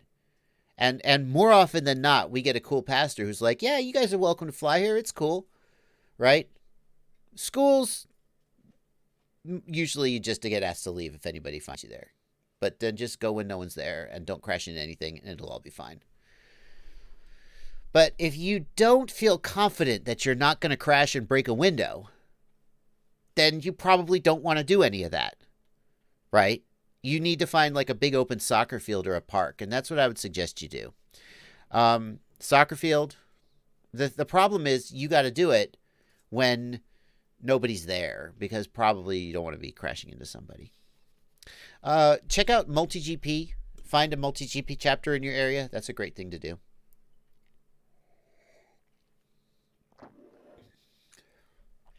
King Chummy says, wherever you find teens doing drugs, it's probably pretty safe. That is not advice that I personally knew of, but okay. If you're in Orlando, you should be able to find some stuff. Baseball field, sure. Office parks, risky if you don't feel confident you're flying if you're a beginner. The other thing about office parks is, I mean, if you're not, like, if you've been doing this for a while, you go fly at an office park, the security comes up and says, hey, you got to go. You're like, yeah, it's cool. But if it's like your first time flying, you might not really want to be ready for that. Anyway. Wyatt Bailey says, I have an Emax Tiny Hawk. I was wondering what DVR you recommend. Wyatt, probably, where is it? It was right here. Where'd it go? Okay. Wyatt, probably the best DVR for analog is the Immersion RC Power Play. It's an analog DVR you can plug into your goggles. It's like $100, so you got to want it, but that's probably the best. John Davis, thank you for $2 in the super chat. How do you feel about flight insurance? The problem with flight insurance, John, so like there's that company out there. I can't remember the name of the company. They do drone flight insurance. You pull out your smartphone, you bring up the app, you tell them where you're flying, and there you go. You get insurance for your flight. The problem is that for FPV, you're guaranteed to crash. So what are you getting insurance for? And the other thing is that the insurance prices I've seen have been pretty expensive. If you're flying your Phantom for 20 minutes to take real estate photos, it makes sense. But if you're flying like for 3 minutes at a race and then you're spending 20 minutes waiting for your next heat, the insurance is kind of weird. I don't think there are good flight insurance options for FPV pilots. That's what I would say about that. 1972 Scotch, thanks for €5. I like your channel too. Bob Men, thank you for €2. Orca or HDO2 with rapid fire. Bob Men, you're going to have to pay me a lot more than $2 to pick a winner between Orca and HDO2. They're both excellent goggles. I will say that the one that I find myself using more than the other, and I'm just going to be honest about this, it is the HDO2. Not because of, like, the HDO2, I think, has a little bit better image optics. The Orca has way better DVR. But the bottom line is that the HDO2 has adjustable diopters built in, and the Orca does not. And that is a killer feature for someone with bad eyes like me. I love being able to take my goggles off. And we had this CinnaWhoop race. You may have seen people posting the Knoxville CinnaWhoop race that Jesse Perkins did. It was held at a Wild Wing Cafe out on the patio. And halfway through the race, this couple comes through. And she had been having a good night. And she was like, what are y'all doing? And it was totally cool. We put the goggles on her face. And she was like, this is the coolest thing ever. Well, when I'm wearing Orcas, I got to take the diopter lens out to show my goggles to somebody else. But when I'm wearing the HDO2s, I just got to go whoop, and now they're focused. And that really means a lot to me. So... Big Speed says, haha, I saw that. I don't know who recorded it, but.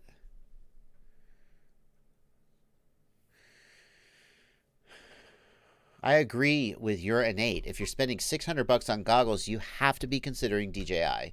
You have to at least think about it. Anybody who is going to buy a HDO2 and rapid fire or an Orca has to at least think about whether they should be buying DJI.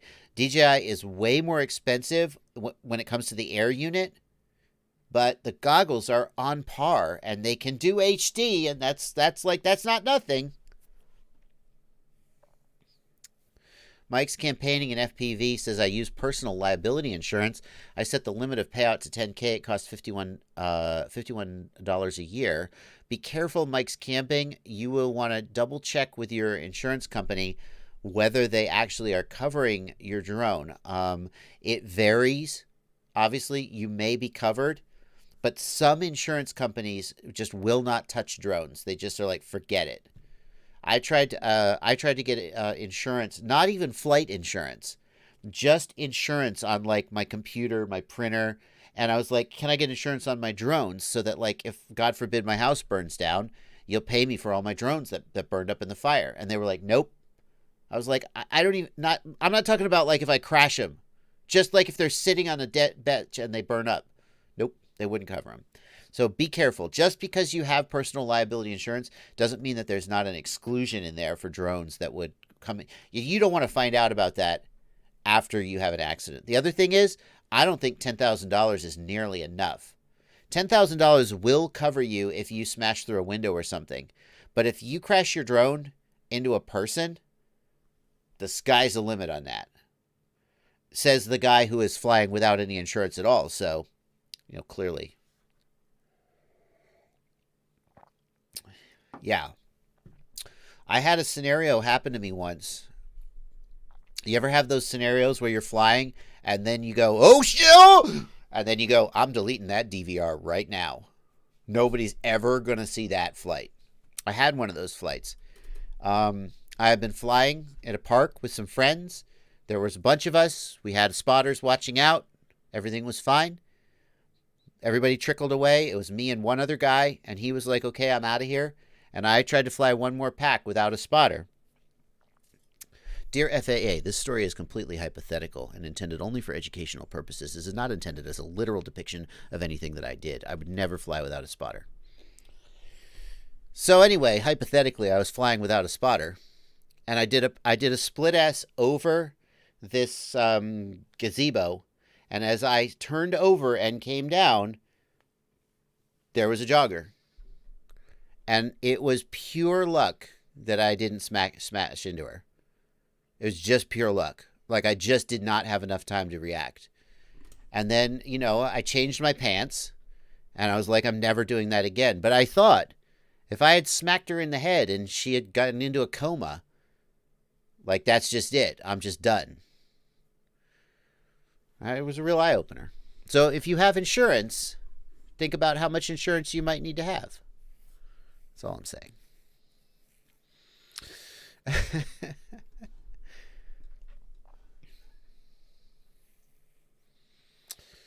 My home, let's see.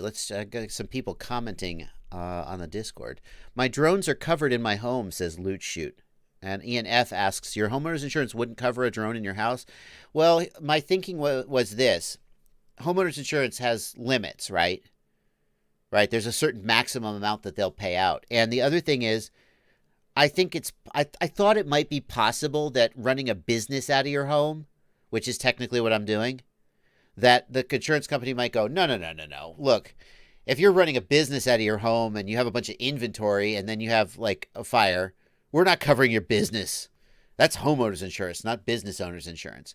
So I called up my insurance company and was like, look, I'm running a business out of my home. I don't have a bunch of expensive computer equipment. Never mind. I shouldn't say on the internet that I have a bunch of, I have a computer, I have cameras, I have drones. I was like, if that all gets lost, maybe homeowners wouldn't cover it. So I just wanted to make sure it was covered.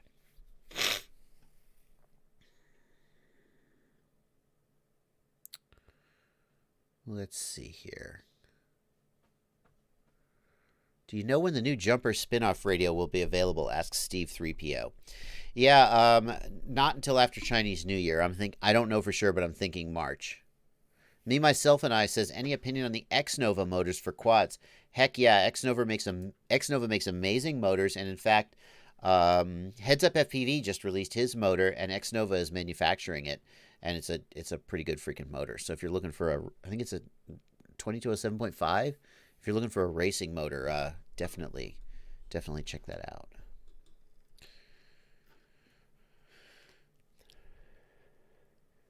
Okay, I'm caught up on the Discord.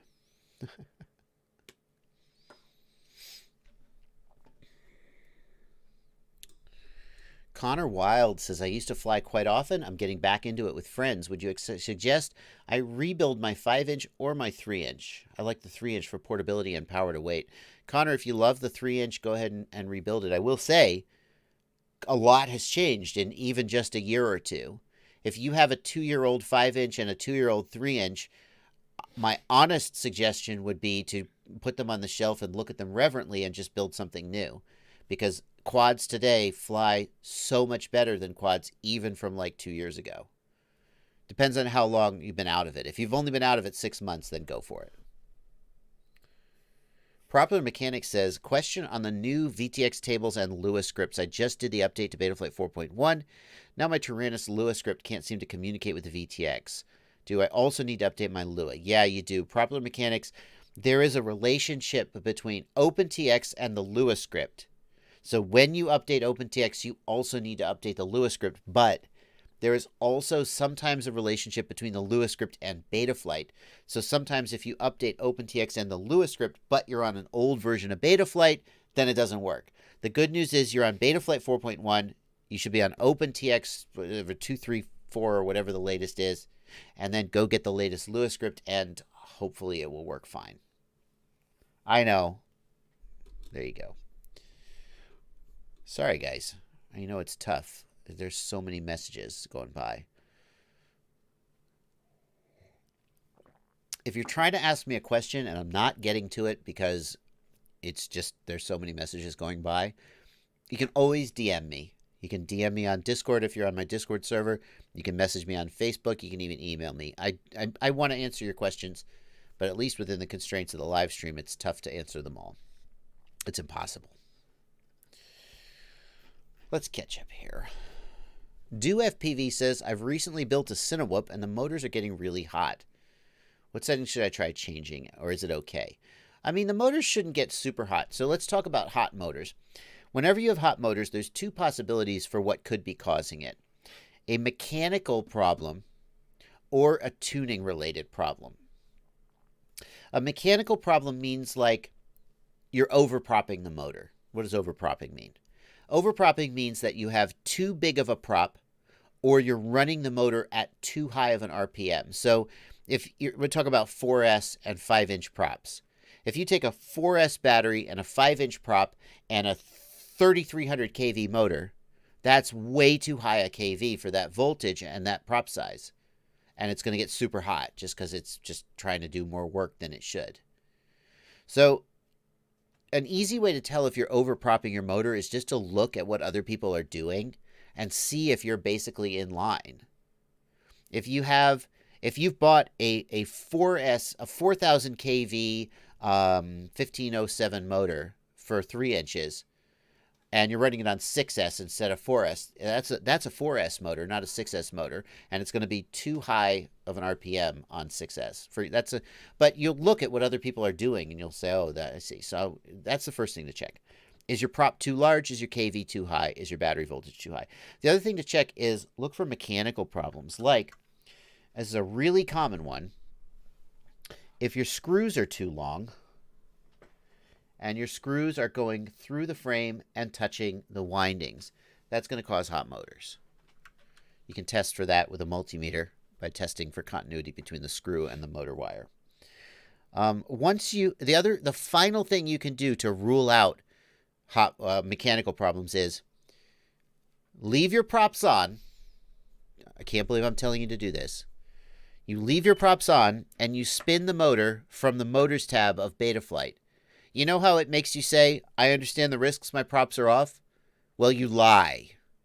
Now, if you do this, be careful. This is a really dangerous thing to do.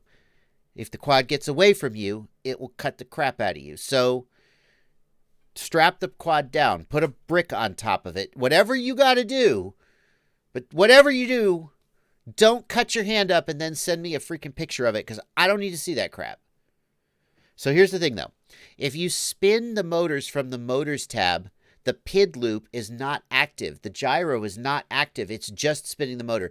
And if the motor gets hot, even from the motors tab slider, then you know that it is a mechanical problem like overpropping or damaged ESC or screw touching the winding. But if it gets hot only when you actually arm the quad, then we're talking filters, degain, that kind of thing. Might be PID tuning.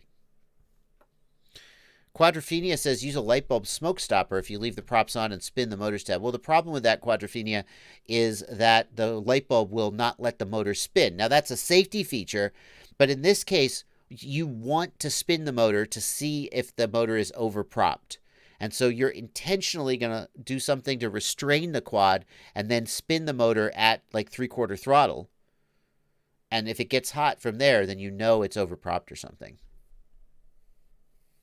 Michael Lundgren, why do filters make the motors hot? It's a really good question. Filters prevent the motors from getting hot. So why do the motors get hot? What happens is there's vibrations. The gyro picks up the vibrations, and the PID loop amplifies the vibrations, specifically the D term. The D term is mathematically a high-pass filter, and that means that it is going to amplify vibrations. And those high-frequency vibrations make the motors hot, because the electrical signal going into the motor is going faster, slower, faster, slower, faster, slower, faster, slower. But the motor itself, it has mass and it cannot change speed that quickly. And so when think about this. Think about if you had a belt driving a pulley, okay? The belt starts to move and the pulley starts to spin.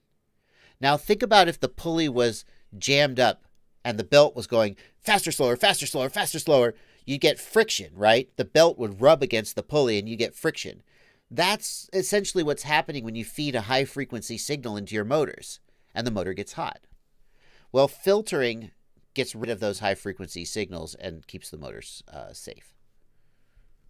Okay.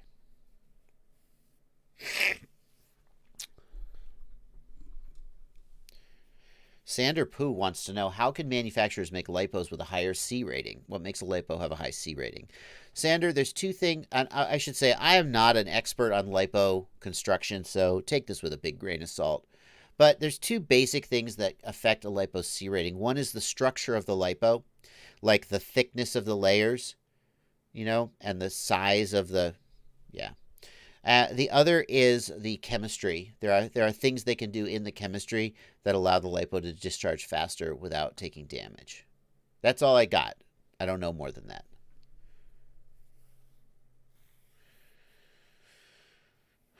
FEFPV wants to know if two gyro boards are better than the single gyro ones. FEFPV, if you have a flight controller that has sensor fusion, like the SP Racing H7 was one of the first to do it, the iFlight flight controllers also do it, and there may be more. Sensor fusion means that the flight controller will use both gyros at the same time to get a cleaner, better signal, and there is an advantage. Many flight controllers with dual gyros only use one at a time, in which case there's no real advantage. You just pick one or pick the other.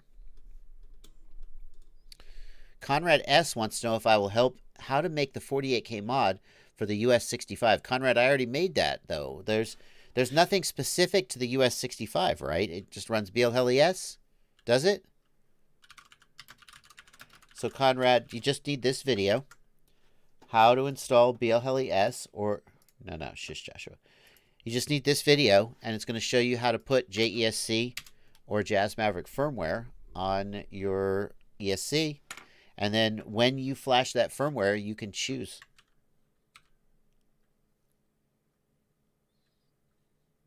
Okay, here we go. Ready?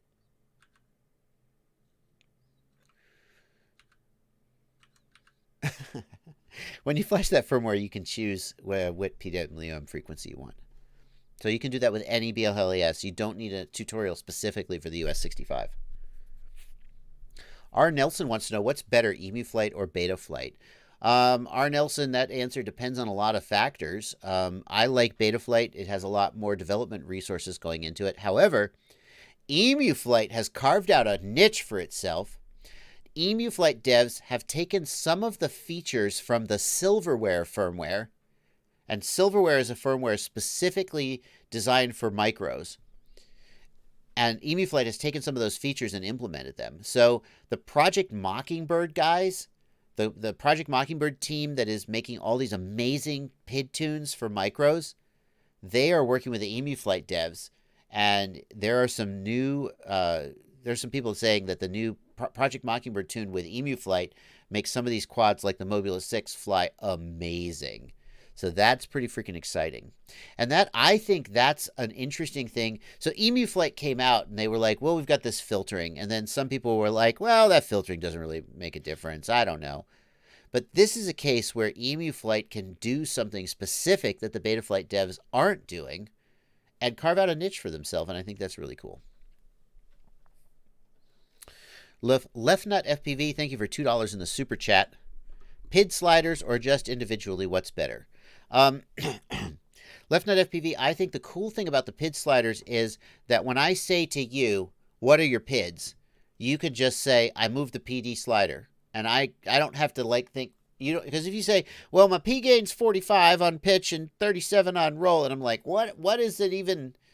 But by looking at the sliders, I can just know what you've done to your PIDs very easily compared to the defaults. So that's fun. It is annoying to me that there's no slider to just raise the D gain. If I want to raise the D gain, first I have to adjust the PD balance, and then I have to adjust the PD master slider, and it's all, why can't I just raise the D gain, for gosh sakes? Big Speed, thank you for $2. If you don't make a Bardwell flight, I will. Lahin Akhmedov, thank you for $2. My torrent motors are flaming hot when I go from 2 to 3S. Well, it may be that your props are too aggressive, but if they're not hot on 2S, you may need to just go with 2S. Gearhound FPV says, thank you for $5, Gearhound. Lifetime warranted frames, Armatan versus Flynoceros. What's your opinion or preference? Well, I think there's a lot of differences. Hang on. I'm trying to get the website up. I think there's a lot of differences, and you're going to pick which frame you like the best based on the frame designs. But I will point out that the Flynoceros warranty, you can make a warranty claim. The Flynoceros warranty, they have the option for the slow boat warranty. If you like the way other companies run a warranty program, they have the slow boat warranty program. And what they'll do is that it's their normal $5 warranty, but you have to jump through a whole bunch of hoops, like take a picture. It takes you forever to get approved. And of course, this is a marketing thing from Flynoceros, right? So Flynoceros is pointing out that their warranty is simpler and faster than, quote unquote, the other guys. So especially if you live in the United States, that may be something, because they're based in the U.S., that may be something that sways you. But I think the frames from Armatan and the frames from Flynoceros are so different that, that should be what drives you to pick one versus the other.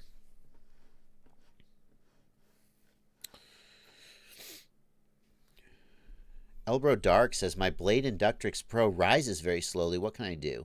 Make sure that the throttle channel and all your channels are moving correctly in the receiver tab. Make sure that the channels go from 1,000 to 2,000. At bottom, 1,000 at the bottom, 2,000 at the top. If your throttle isn't going all the way up because your endpoints aren't set correctly, then the quadcopter won't, you won't be able to go to full throttle. R. Nelson says, what do you think about DJI goggles compared to HDOs? I assume you mean HDO2s, R. Nelson. HDO2 is a fantastic looking analog goggle. The screens used in the HDO2 and the Orcas are amazing. They're so colorful. They're so bright. And I'm talking about the Orcas and the HDO2s because they both use, I think they use the same optics. I don't know that for a fact, but I think it's the same. I'm pretty sure that's true. So they look amazing. But there's one thing they can't do, and that's high definition. So if I only flew analog quads, I wouldn't buy the DJI goggles because the HDO2 and the Orca look better. But if you have a mix of analog and digital, then at least as of today, DJI is the way to go.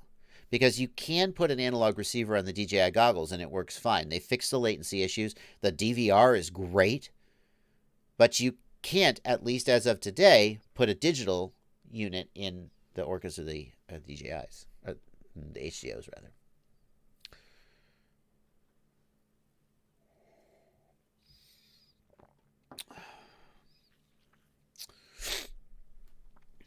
John Solo, yeah, we're talking about flying at a construction site. So here's the deal with flying at a construction site. If there are no trespassing signs and you're found to be on the property, then you can be arrested. That's a fact. And construction sites pretty much always have cameras up. That's a fact. Pretty much always no one's watching the cameras. They're just recording. And if anything happens, they'll check the footage to find out what happened. So pulling up outside a construction site and flying your quad over the construction site, completely legal. If you crash your quad and you have to go onto the construction site to retrieve it, now you're breaking the law. However, if you are not an idiot and don't do anything stupid, many, many people do that, and it hasn't been a problem. But you're taking a chance. And construction sites don't play around. If you get caught, they will just have you trespassed. And because of the no trespassing sign, it won't be a... Normally with trespassing, they say, you have been trespassed. The cop takes your name down, and they send you on your way. And then if you ever come back, now you're getting arrested. But if it's a construction site with a no trespassing sign, the no trespassing sign itself is the, no, you're not supposed to be here. And when they catch you inside, then you just get arrested. I mean, everything's different, but that's the sort of normal. One thing I learned from people who do that more often than I do is, if there's like a no trespassing sign over there, but then there's like an open gate over here with a no trespassing sign, and then the cop comes, and you'd be like, oh, I went through that gate. Sorry, I didn't see the sign. And the cop will be like, what can I do? The best thing to do is don't crash and don't go on the site. But fly, don't crash, or turtle mode and get it home.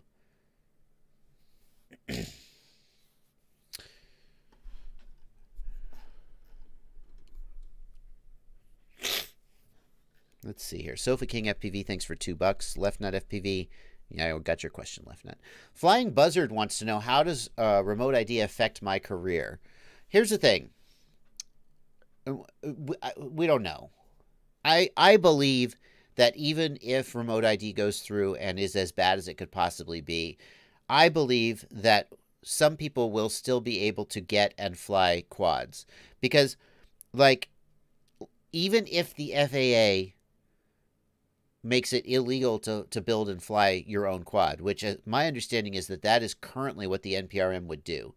You would only be allowed to build and fly pre-approved kits, if you will. Even if that happened, like, you could, like, Banggood's not going to stop selling flight controllers and motors. T-Motor's not going to stop making them. Maybe race day quads would not be able to operate because, like, it's clear what they're doing. But internationally, so I feel like people are still going to be buying and building quads, even if it becomes illegal. Also, don't forget that the 250-gram limit is still, the 250-gram exemption is still in place. So, in theory, you could still sell and build sub 250-gram quads. So I feel like probably, and even if the worst happens, I still have 3 years. So, you know, there you go. I feel like there will still be a place. I mean, but the truth is that you can't know for sure. And the truth is that we need to fight this now. This is a serious point where we need to be fighting this. We cannot afford to just say, well, I've got 3 years left and it'll be fine. Or it probably won't be as bad as all of that. Or it's totally effed and I give up. You need to be leaving comments for on the FAA website for the NPRM. I'll have more information about that hopefully soon. We have until March 2nd to leave comments, so there's no rush. But if you haven't left a comment, you absolutely do need to. Jacob Moncrief, I guess I'll be a criminal because ain't no remote ID law is going to stop me from flying.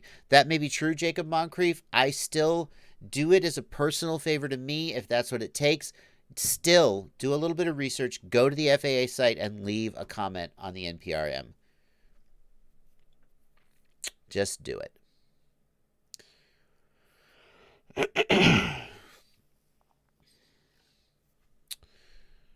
Akili Ferris wants a quick recap. Just sorry I'm late, just logged in. Yeah, no problem. Just take that slider and go all the way back to the beginning of the live stream. Set the playback speed to 2x, and I'll see you in an hour.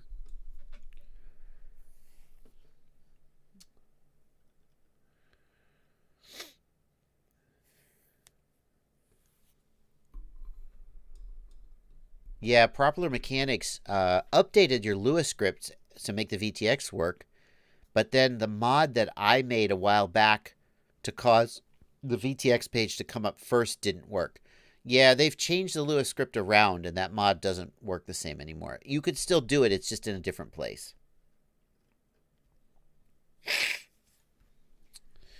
Thank you for leaving a comment, Vic and Air FPV. Yeah.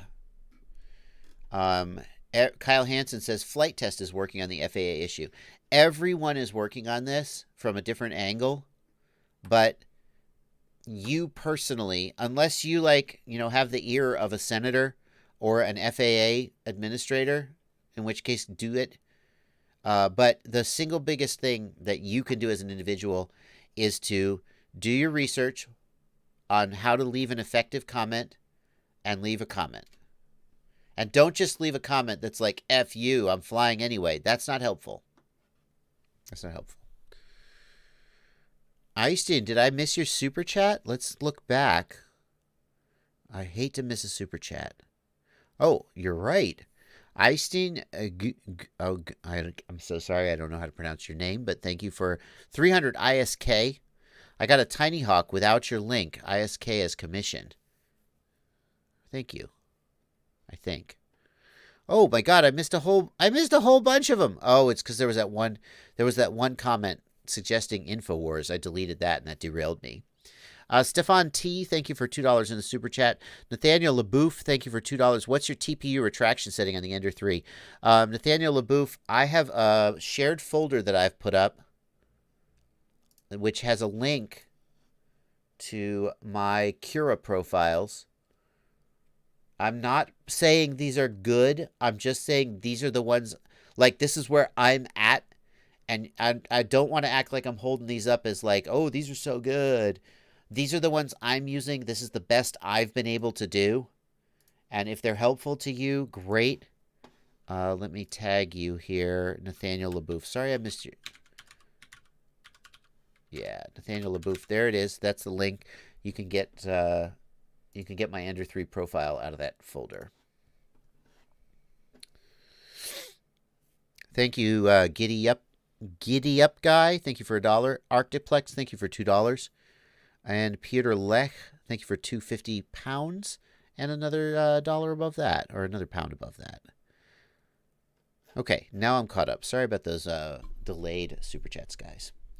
We're coming up to the end of the stream. We got 7 minutes left in the stream. We'll be ending on the hour. And Ciati FPV is in the chat. Ciati is, I assume he's going to be streaming this afternoon. He usually streams after me. Whoa. What? Is that true?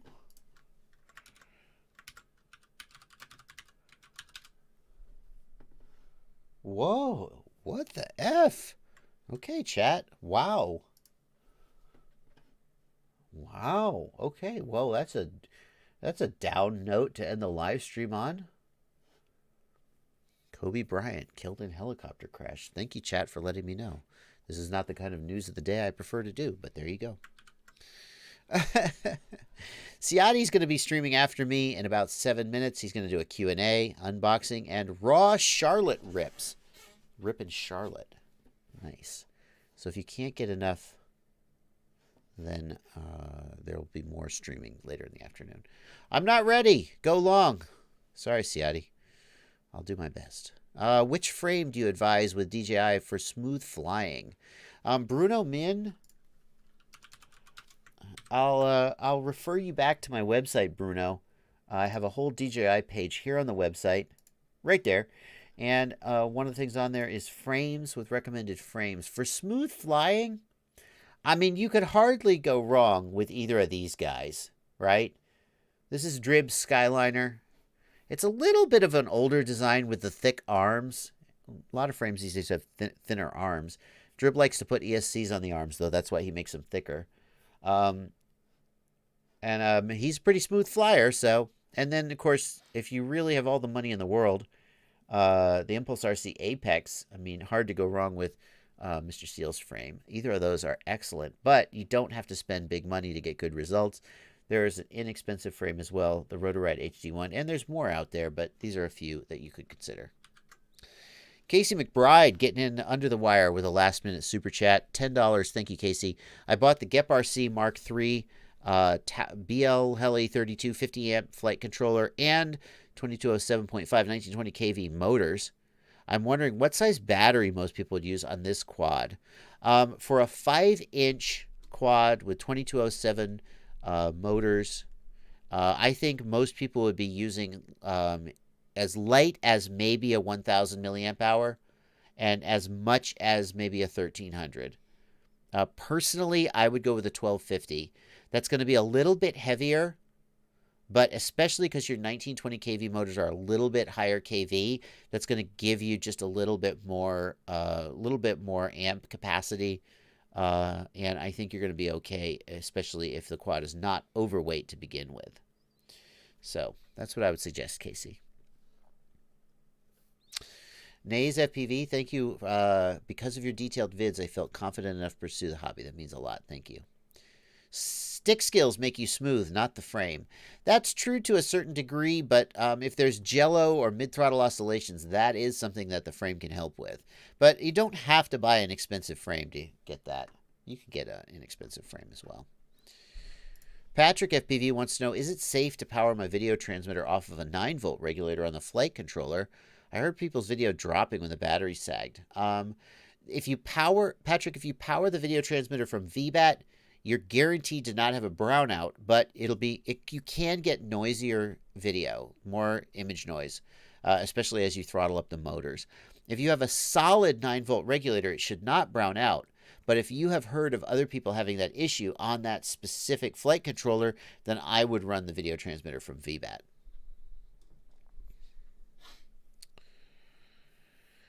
Christian says, I had desync with one hot motor and there was a serious lack of thrust during 4 packs. It persisted for hours, then it seemed to fix itself. Christian, I feel like that's probably a bad ESC, but it's kind of a crapshoot. It could be a bad motor. A bad ESC will cause lack of thrust, but it typically won't cause hot motor. And maybe it could. Let's say this, swap the motor. And then if that doesn't fix it, swap the ESC. Matthew says, why is my VTX and camera getting hot? Matthew, the VTX always gets hot because it's transmitting a lot of power. That's just a fact. It's always going to get freaking hot. Popular Mechanic says, would it be easier for remote ID to be part of our transmitter instead of being on the quad itself? Popular Mechanics, the best scenario that I can envision would be a case where you can use your cell phone, similar to how we use the AirMap app to get Lance approval right now. So you pull out your phone, you say, I'm going to be flying to an altitude of 200 feet and a radius of 1,500 feet or whatever, and you get clearance within that area to fly. If that's what the Drone Advisory, the DAC, that's what the Drone Advisory Committee recommended, and the FAA ignored them. So that would be great. I would be happy with that, but that's not what they did, and that's too bad. Why can the RXSR not send the remote ID? Well, in theory, an RXSR could be part of a system that sent remote ID information, but it couldn't do it as of today. It doesn't have the hardware that it needs. Like, it would need to connect to the GPS. And the big problem with remote ID as of today is that whatever system makes the drone compliant with remote ID, it has to be a part of a kit. You can't build under the current wording, and this is not just my opinion. This is the opinion of the folks over on the Legal News Analysis Facebook group. There are people there like Loretta Alcalay, who used to be an FAA investigator. I don't know what her actual job was. Now she's a lawyer, and she was a lawyer for the FAA. She used to be an FAA lawyer. Now she's a drone lawyer. And Ray LaTourette is another guy over there who is a professional drone lawyer. These guys agree with me, or I agree with them, depending on how you slice it, that there is no way under the current rules to retrofit a self-built drone to be compliant. It doesn't say that in there, but that's the effect. So this idea that well, what if we just had a remote ID transponder that we put on our drones? The current ruling does not allow for that. So that's a big problem. Okay, Ronnie Renkung. Apparently Ciati's ready. Ciati just said, I'm not ready, go long. Blitz FPV, the Emax Eco, and the Zing E are both excellent motors. Pick whichever one you like the best. I'm not sure I could pick a winner between them. But if I had to pick a winner, I would probably pick the Zing just because Zing makes really good motors. There you go. Okay, Ciati is live. I'm going to finish up. I will be live again at 8 p.m. tomorrow evening, 8 p.m. Eastern Time. Look out for my CinnaWhoop roundup this week. CinnaWhoop content all over the place, reviewing at least 4, maybe 5 different CinnaWhoops, talking about what's the best. I'm even going to try, he doesn't know this, but I'm going to try and get Paul Nurkala to do a little web thing with me where he gives his opinion because he's a professional CinnaWhoop flyer. CinnaWhoops everywhere this week. I'll see you guys later. Everybody head on over to Ciati's stream and support him. Happy flying, everybody.